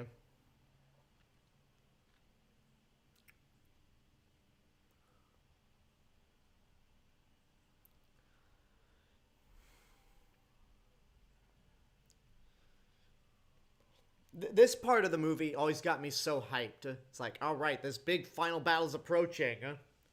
Rebel Alliance is going to have their final assault on the Galactic Empire and take them out once and for all.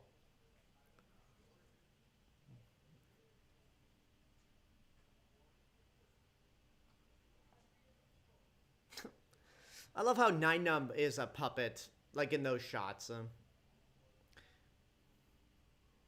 You know, my good friend, my friend Rachel Herrick, who you might have seen on the channel a couple times, she's friends with the puppeteer who performs Ninub, Mike Quinn. If you go to, she doesn't do YouTube videos anymore, but if you go to her YouTube channel, Adorkable Rachel, she actually has a video where she has a conversation with Mike Quinn. You should definitely check that out.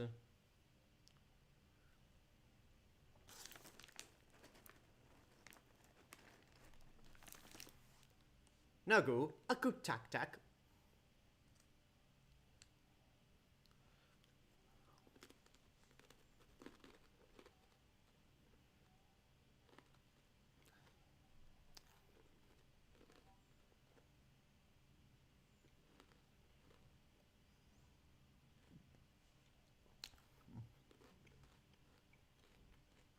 Oh, wait for it.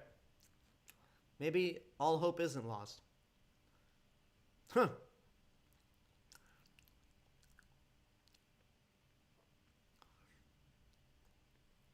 Yeah, you just leave one dude behind.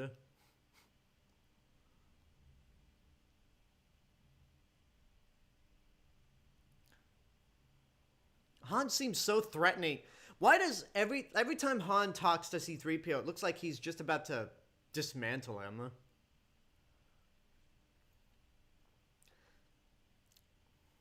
I like the March of the Ewoks theme.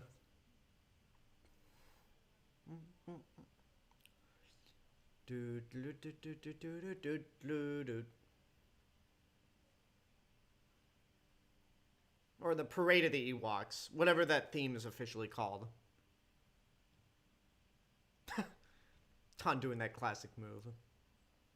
Yeah, that trooper with the beard. Is that supposed to be Captain Rex? I mean, because he even takes the armor of that scout trooper.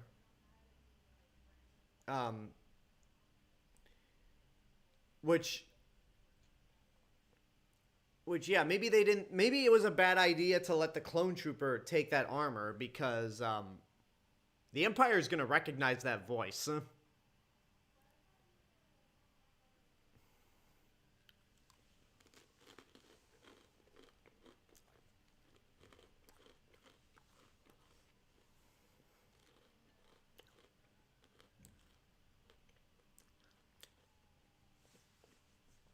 I wonder if Vader's going to appear in the Bad Batch at some point. Huh? I would think Vader has to at some point because it's the rise of the Galactic Empire.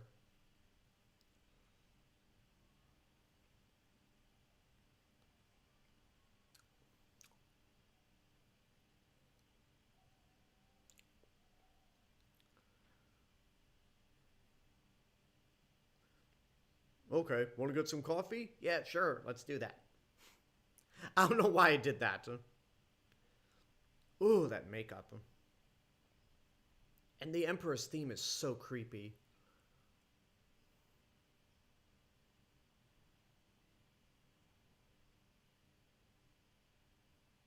Oh no.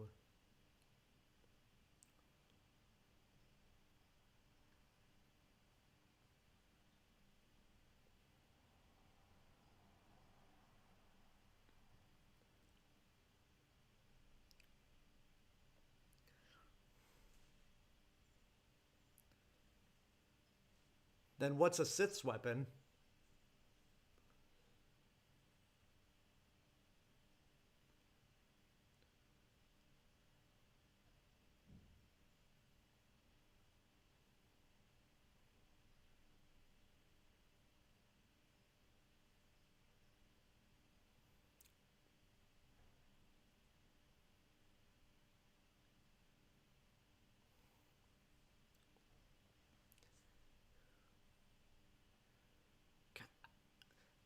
I love that Ian McDiarmid. I love how, despite being younger, Ian McDiarmid, it basically plays an ancient man in this movie. Have y'all ever watched a movie where Ian McDiarmid is not playing the Emperor? Because last year I saw a movie for the first time. It was a Michael Caine and Steve Martin movie. Let me see if I can try to look it up before my phone dies. Pitiful little bed.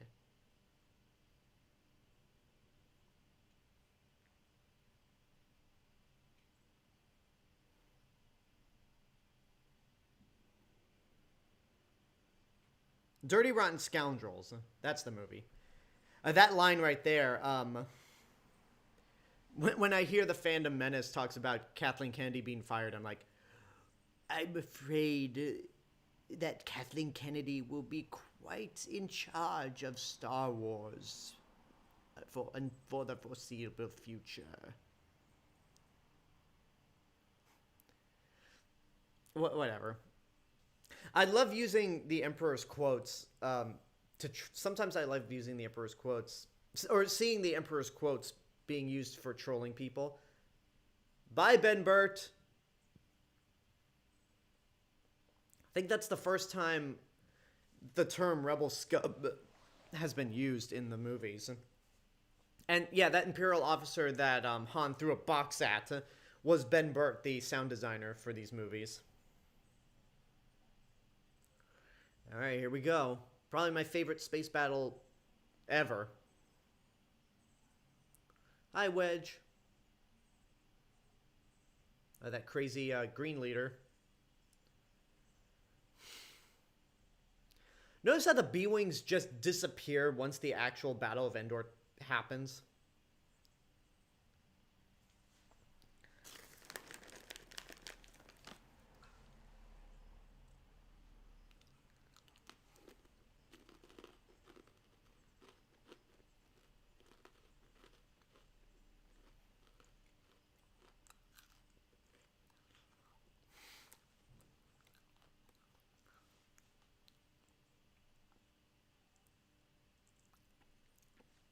Here comes the line. It's a trap! I love hearing that line.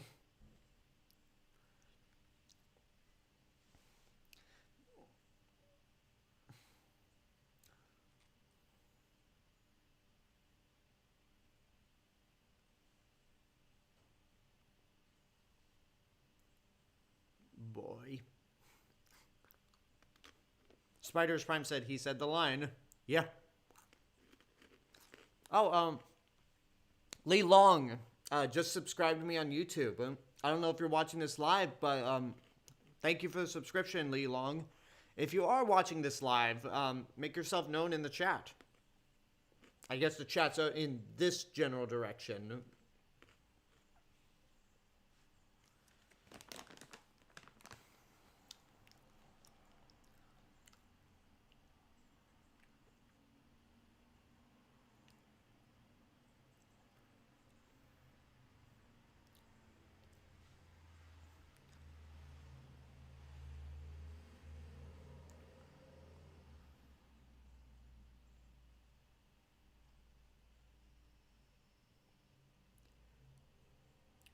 Palpatine is so overly confident. I guess that's why I like the Ewoks. It's like the Emperor and the entire Galactic Empire are so overconfident that they can beat the Rebel Alliance that they didn't count on any of the local natives helping out. There's the ATSTs again, or Chicken Walkers.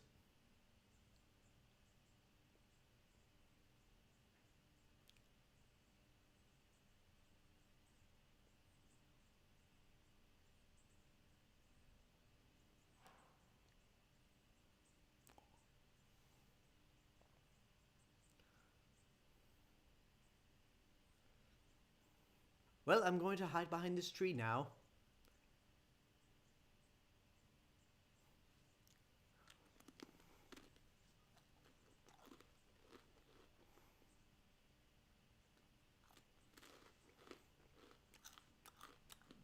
Here it begins.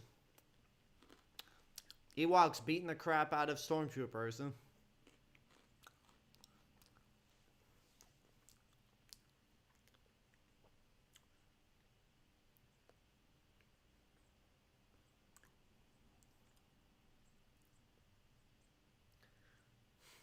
Yeah, that armor doesn't really do shit, does it? Like, against blaster fire or even arrows. But then again, I guess that plays into the factor of, I guess that just plays into the notion that the Empire is cheap and just prefers quantity over quality. Yeah, I wish we had more, like, scenes of the rebel soldiers actually fighting side by side with the Ewoks. Because from this point on, once the ATSTs walk further, deeper into the forest, it's just the Ewoks doing their things against the Empire. But then again, I guess the rebel soldiers are in front of the shield bunker to protect it, and they'll just let the Ewoks do their thing.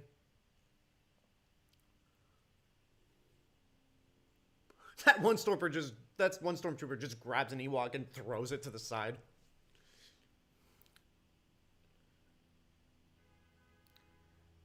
I still love the go motion effects on these walkers.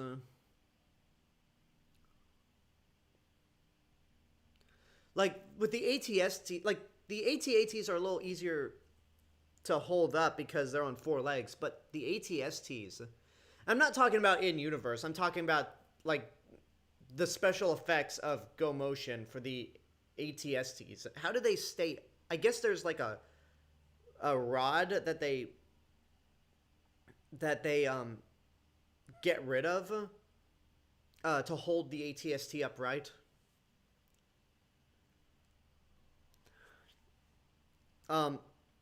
James Bond 007 says, why did the Empire use ATSTs for this mission as opposed to AT-ATs? Have you seen how big an AT-AT is?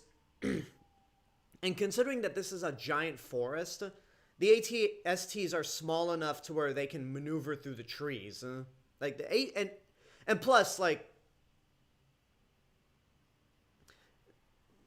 they have a wider range of attack in terms of moving their heads than the AT-ATs do. Meanwhile, back in space,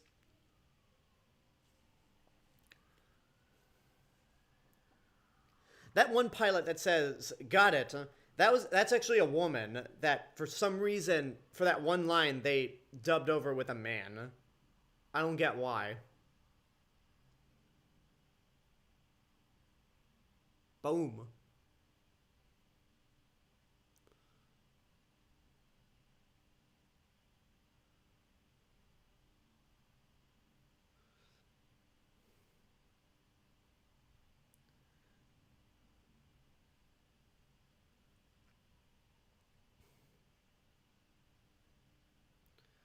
A little suspicious right there. James Bond 007 says, I feel like this scene would have been more believable if those were Wookiees as opposed to Ewoks. Absolutely. Again, I think setting the finale on Kashyyyk instead of Endor would have made for a better finale.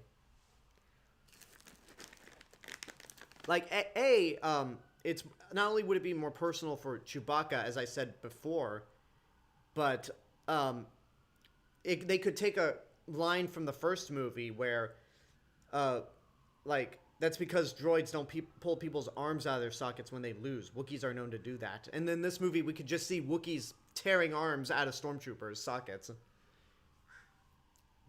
It's like, oh shit, this thing's operational. I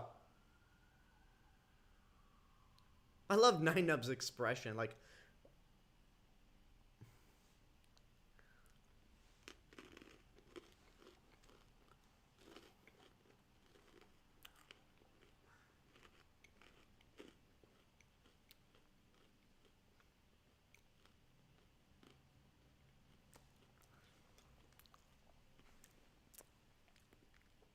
James Bond 007 asks on YouTube, what's the difference between stop motion and go motion? Literally nothing. Go motion is just a term for a stop motion animation style that's smoother. Mainly from Phil Tippett, who did the go motion animation for Ed 209 and RoboCop. And he was originally supposed to do the effects for Jurassic Park until Spielberg decided to bring the dinosaurs to life through CGI. Oh, hey, look, a stormtrooper actually hit something. Or hit one of our main characters. Yeah, in the 2011 Blu-ray, for some reason, George Lucas felt the need to put in some, like, CGI gadgets in R2 when he got shot. That doesn't make sense. You know, Swisher35, you're doing the puke emoji, but I would be surprised if you got some joy out of seeing those walkers just murder a bunch of Ewoks.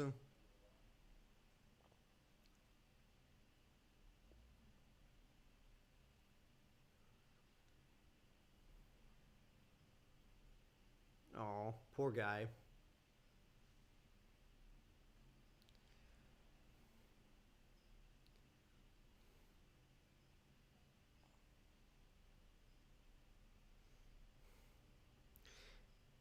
Yeah, this moment, it's like, look, this is our only, like, chance to take out the Empire once and for all. Like, if we're gonna do it, we're gonna do it. We're gonna take the battle to them and take out some of their Star Destroyers. I just love how chaotic the space battle gets.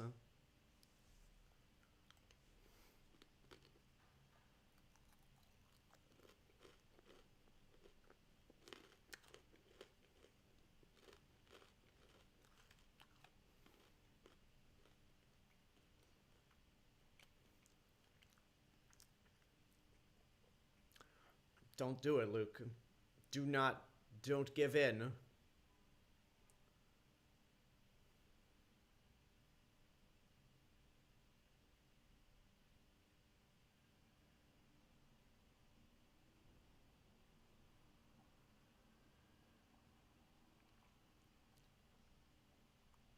Complete. Ian McDermott's just so over the top, but I love him.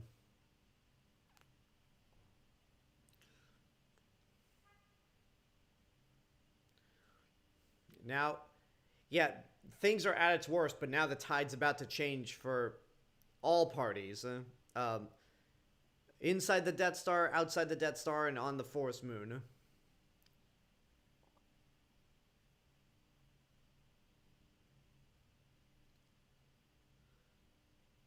I don't think Chewie need to do the Tarzan scream. Chewie's like, get your ass out of here. That dude's dead. Like, there's no way you get thrown off any Imperial Walker and survive. Maybe an ATTE or an ATPT, but not an ATST. And sure as hell not an AT-AT or an ATM-6.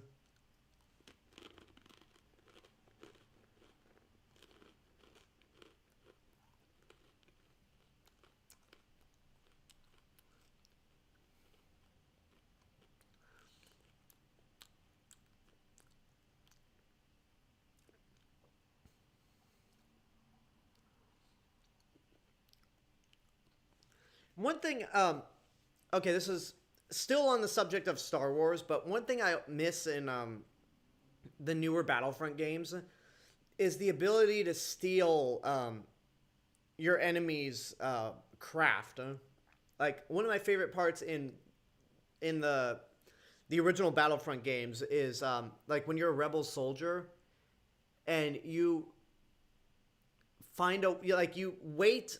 You destroy an ATST, go to its spawn point, wait for it to pop up, and then steal it for yourself, and then the opposing team has a huge disadvantage. I kind of wish you had that option in the newer games. But I guess there's a level in what's it called? The Planet and the Rise of Skywalker, Agent Kloss. Like, the First Order has their own ATSTs, and then the Resistance has cleaned up or stolen ATSTs from the Empire. But then again, it's confusing because both sides have ATSTs and whatever. It's weird that Leia got shot. It's weird to see any humans get killed by blaster fire, and then like sparks and fire come out of them. Like, it was weird to see a spark come out of Leia's arm when she got shot. I love the classic reversal of I love you, I know, from Empire. Swisher35 says, do you play Battlefront 2 a lot? Are you referring... regardless of which version you're referring to, yes. I haven't played the original Battlefront 2 in some time, but I have played the 2017 version. I really like that game a lot. I might go back to... That's something I gotta start streaming again once my work schedule for June comes out. Newer version. Yeah, I like the newer version a lot.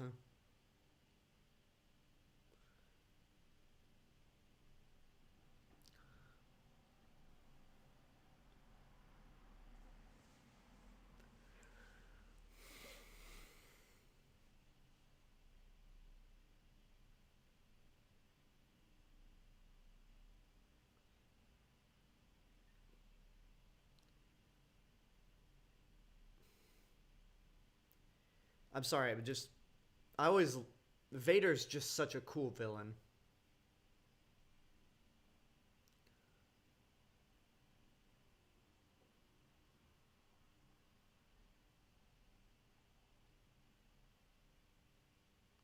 There's the thumbnail I used for this video.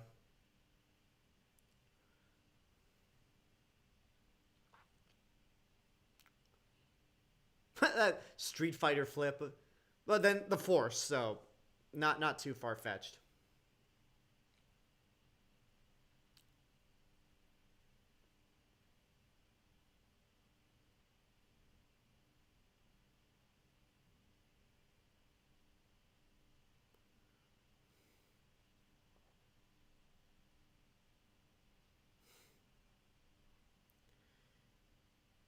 It's like you have the height.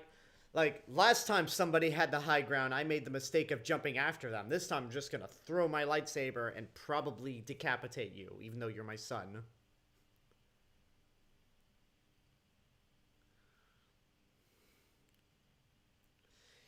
Meanwhile, outside the Death Star...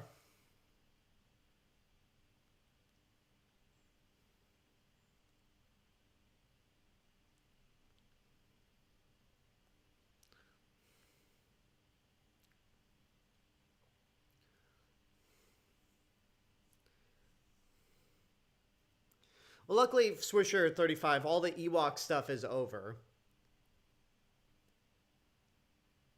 I mean, there is the point where the Ewoks surround these Imperial guards and the Stormtrooper. The Imperial officers, I should say. But, yeah, that's about it. So.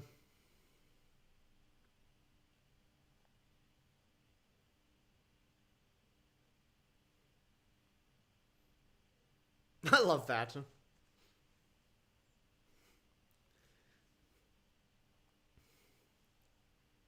This might be my favorite scene of the whole movie. It absolutely is. With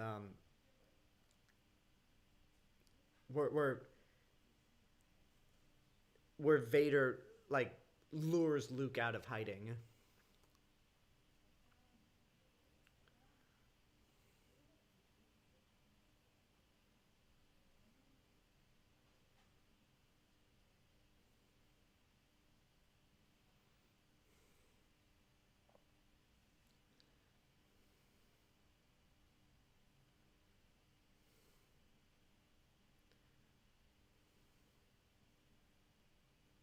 Dun dun dun.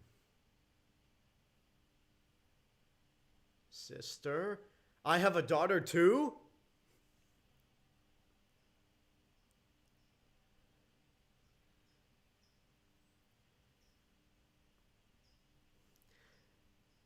Swisher35 says, so amazing how he uses Leia to lure Luke to the dark side. Yeah.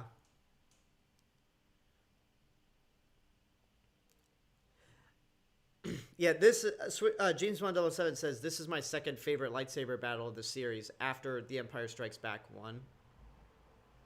after The Empire Strikes Back. This is still my favorite, not only of the original trilogy, but the entire saga. Like, sorry, Duel of the Fates, but this one actually has emotional resonance.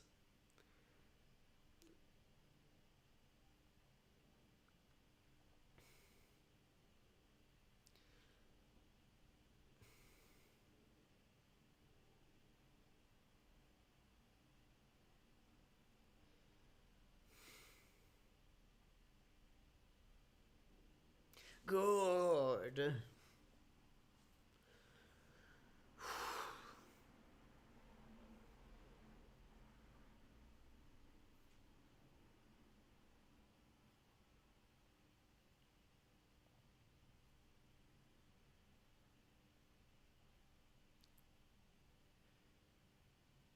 Yeah, it's literally he sees his robotic hand and sees that Vader had one as well. Like, really, it's like, no, I will not go down the same path.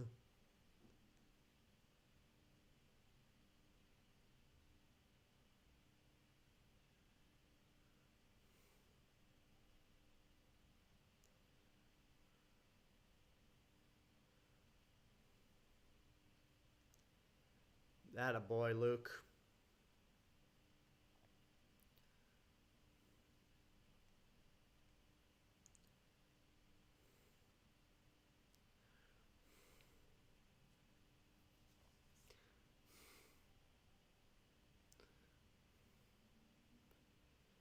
Okay, considering how big that satellite dish is and how big that explosion was, there should just be a massive forest fire all over that planet, or at least that section. Like, the entire the entire moon of Endor should be on fire within a matter of days. But whatever, that's nitpicking. Now, when I say my favorite scene of the entire movie, oh damn! I shouldn't have thrown my lightsaber to the side. I mean including this.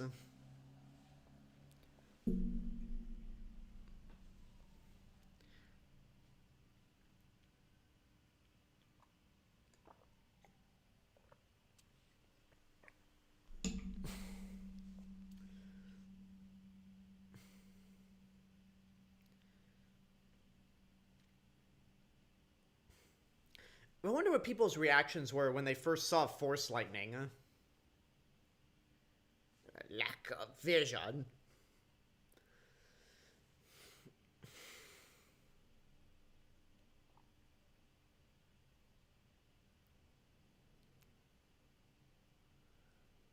What is Vader doing back there? He's just weaving back and forth.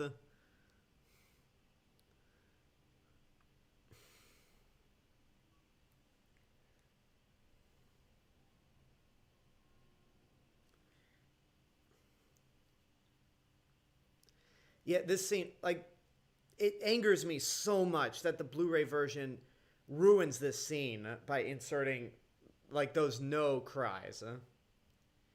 Because really, all you need are Vader's, like, you can see through the helmet that Vader, like, you don't need any dialogue at all to understand what Vader is thinking.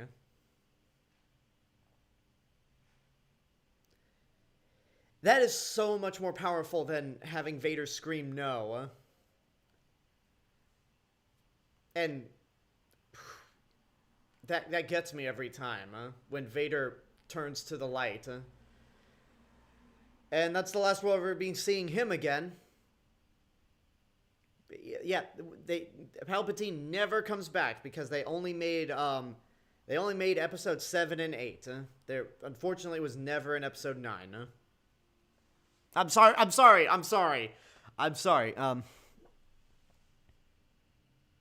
Swisher35 says, Vader screaming in no in Revenge of the Sith isn't as bad as everyone says, but George Lucas adding him screaming no in Return of the Jedi is so terrible. Absolutely. But now we get to this awesomeness.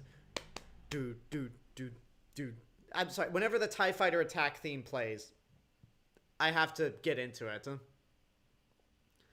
Dun dun dun dun dun dun dun dun Dun, dun, dun, dun, dun. I'll stop.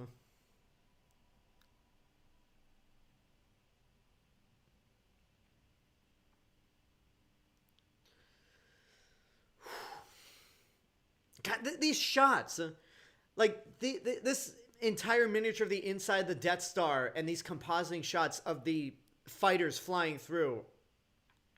How do they do it?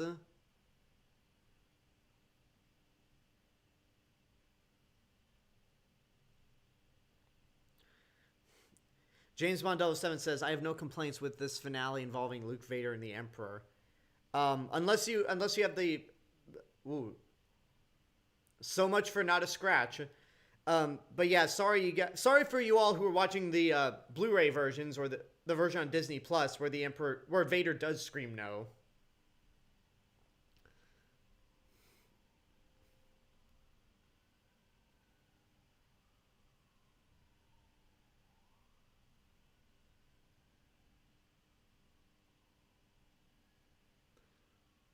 This dude. Like, my dad isn't a big fan of Star Wars, but whenever that A-Wing pilot flies right into the Executor's Bridge and goes, "Ah!" that always gets a laugh out of him.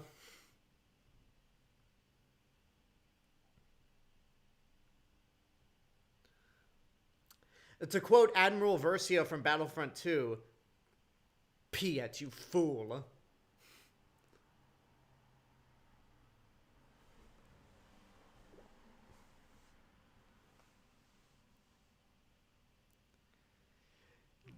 James Bond 007 saying, "It's so well done, and seeing the Emperor use Force Lightning for the first time must have been insane, especially back in 1983. Yeah, but it also blows my mind when people complain about there can't be new Force powers. Like, why not? Like, imagine people watching Return of the Jedi and saying, "Stop making new Force powers with the Force Lightning."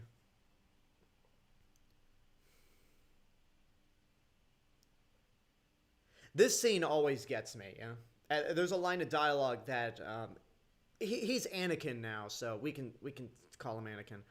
There's a line of dialogue that Anakin delivers that really, really hits hard. Some of you might already know what that line is.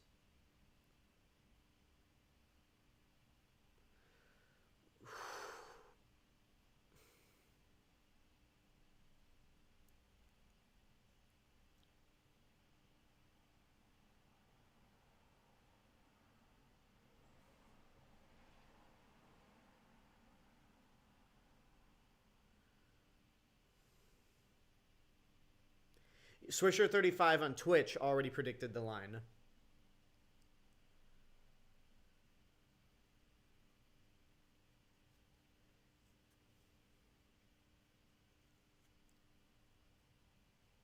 Yeah, that line there. You already have, Luke. You were right about me.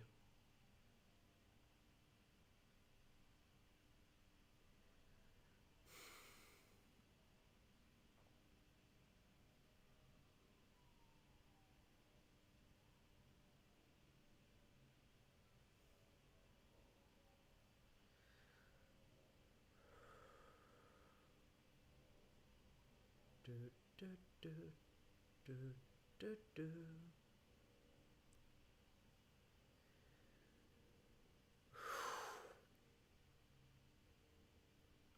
Such a great moment.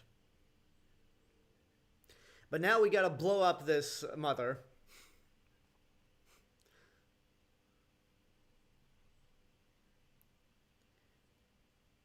That's the thing about Vader or Anakin Swisher35. He says on Twitch, one of the most tragic characters ever.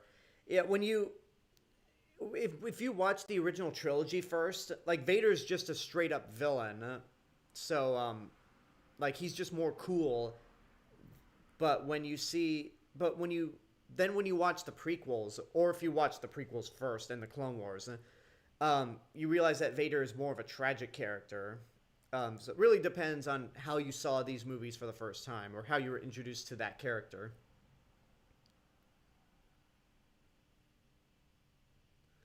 Yeah, there really is no bigger.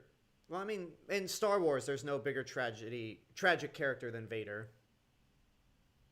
Because I still believe Kylo Ren shouldn't have been redeemed. Yeehaw!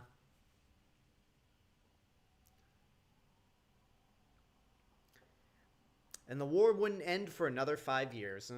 Like, the Emperor's dead, Vader's dead. The Empire has crumbled, but they wouldn't officially fall until the Battle of Jakku.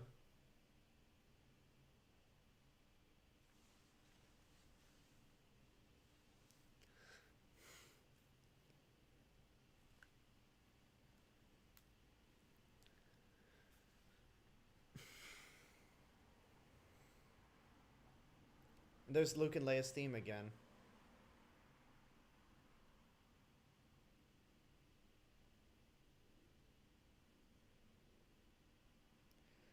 I'm sorry. It still hurts me.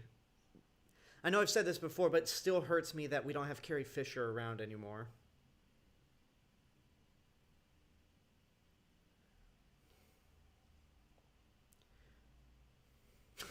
Okay, there's a YouTube video where somebody took Han's realization that Luke and Leia are siblings. They put some music from Star Trek in there, where it's like, boo boo boo boo ba ba da ba da ba. That always made me laugh.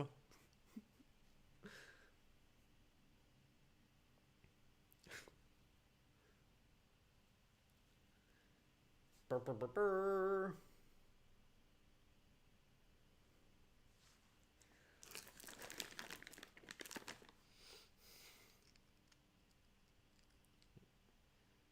So I guess he's just burning the helmet. Or no, maybe he's burning the body, but we mostly see the helmet. I'd love that there's like a looping video on YouTube that's hours long. There's the body of anyway, I love how there's a video on YouTube that loops for hours.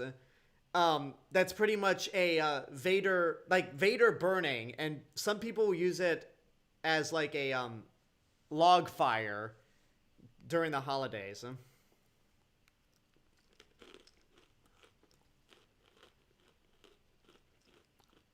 Y'all can hate me for this. I'm sure many of you out there hate me for my opinions of The Last Jedi, but I like Victory Celebration more than Yub Nub.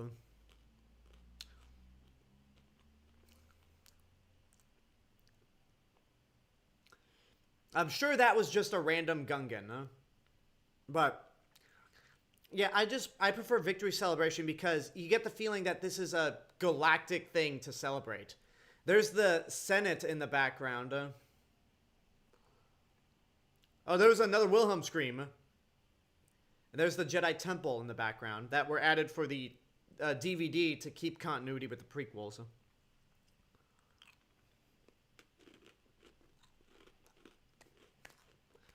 Now I'm gonna dance like the Mon Calamari. Do do do do do.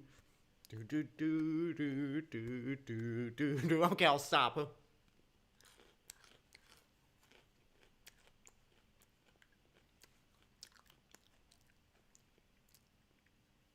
Where does Anakin / Vader rank in your favorite Star Wars characters? Pretty high up. And he's definitely my favorite villain in the franchise. But Luke will always be my favorite Star Wars character. You know, I actually haven't ranked all the Star Wars characters. Jesus, that's gonna be a list that goes on forever because there's so many. I guess I would have, if I were to ever make that list, I'd have to narrow it down to the main heroes and the main villains. You know what? I don't even mind that they put Hayden Christensen there. Like,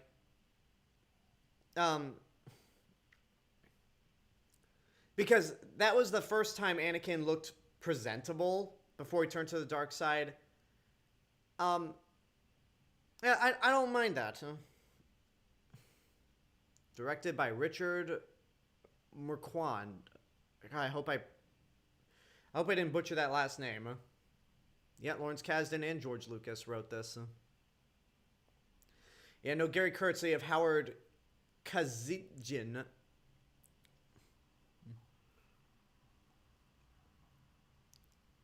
James Bond 007 says, Luke is the only person who wanted to be at his funeral. Yeah, I mean, Luke should be the only person at his funeral. Because I don't think there's a soul alive who knows that, I'm sure everyone was told that, oh, I guess, no, never mind. I was gonna say, it's, there's no, I think Luke and Leia are probably the only people alive in the world that know that, Vader was Anakin. Because I think everyone else who was alive back in the days of the Clone Wars either never knew about Anakin or just assumed that Anakin did die in the Jedi Purge. Nick Sheet says, hey, Alex, I just got off work. Oh, nice. We just finished Return of the Jedi. Phil Tippett. I thought he worked on this movie, yeah?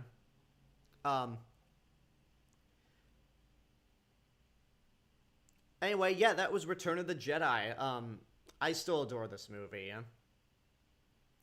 The weakest part of the movie I could point out is probably the Jabba sequence. I still love it, but it feels like it belongs in a completely different movie. Oh, why do you gotta credit, why do you have the character's name, the Fat Dancer, Claire Davenport? I'm so sorry that your character's name in the credits is Fat Dancer. That's wrong. That is so wrong. Anyway, this was Return of the Jedi. Tomorrow we'll be jumping 30 years into the future with the sequel trilogy. We'll be doing Star Wars The Force Awakens. And this is the first time I'll be rewatching The Force Awakens and The Last Jedi since watching The Rise of Skywalker. So now that I know how the sequel trilogy ends, I'm going to be very curious to know if these first two movies are still great to me. But we'll get to Force Awakens tomorrow. And like I said with The Last Jedi, I might be doing The Last Jedi Wednesday, but I might be doing it next week. I'll keep you guys updated. But anyway, I want to thank you all for tuning in to this watch party. If you're watching this on YouTube and you're subscribed to YouTube, but you do not follow me on Twitch, that is twitch.tv/RealMrRobinson. When June comes around, I'll be back to streaming on the weekends and just doing my regular schedule. Although I might have to cut Thursdays. It might be just, once I get back to my regular schedule, I'll probably stream only on Saturdays, Sundays, and Tuesdays. Because with movie theaters opening back up, and sometimes I might have to reserve Thursday evenings for seeing new releases. Since I don't get press screenings for every movie, every new big release that comes out. But anyway, yeah, June, just be patient with you guys. We'll be back to streaming video games in no time, which means we can finish off Batman Arkham City, or continue it, since we're far from done, and finish off Destroy All Humans, and then we can move on to other games. Anyway, hey, Joe Johnston, art director of visual effects. Nice, huh? Anyway, if you follow me on Twitch, but you do not subscribe to me on YouTube, that is youtube.com/TheRealMrRobinson. That's my main hub of entertainment, whether it's movie reviews, TV show reviews, soon to be theme park stuff, so just hang on tight for those videos to come out. I will be working on reviews for Army of the Dead. I'll be working on reviews for Army of the Dead, The Aristocats, The Falcon and the Winter Soldier, with Loki coming up on Disney Plus soon. I think that would be a perfect time to actually put out that review. And I will be seeing Cruella and A Quiet Place as soon as I can, because this Memorial Day weekend is going to be busy.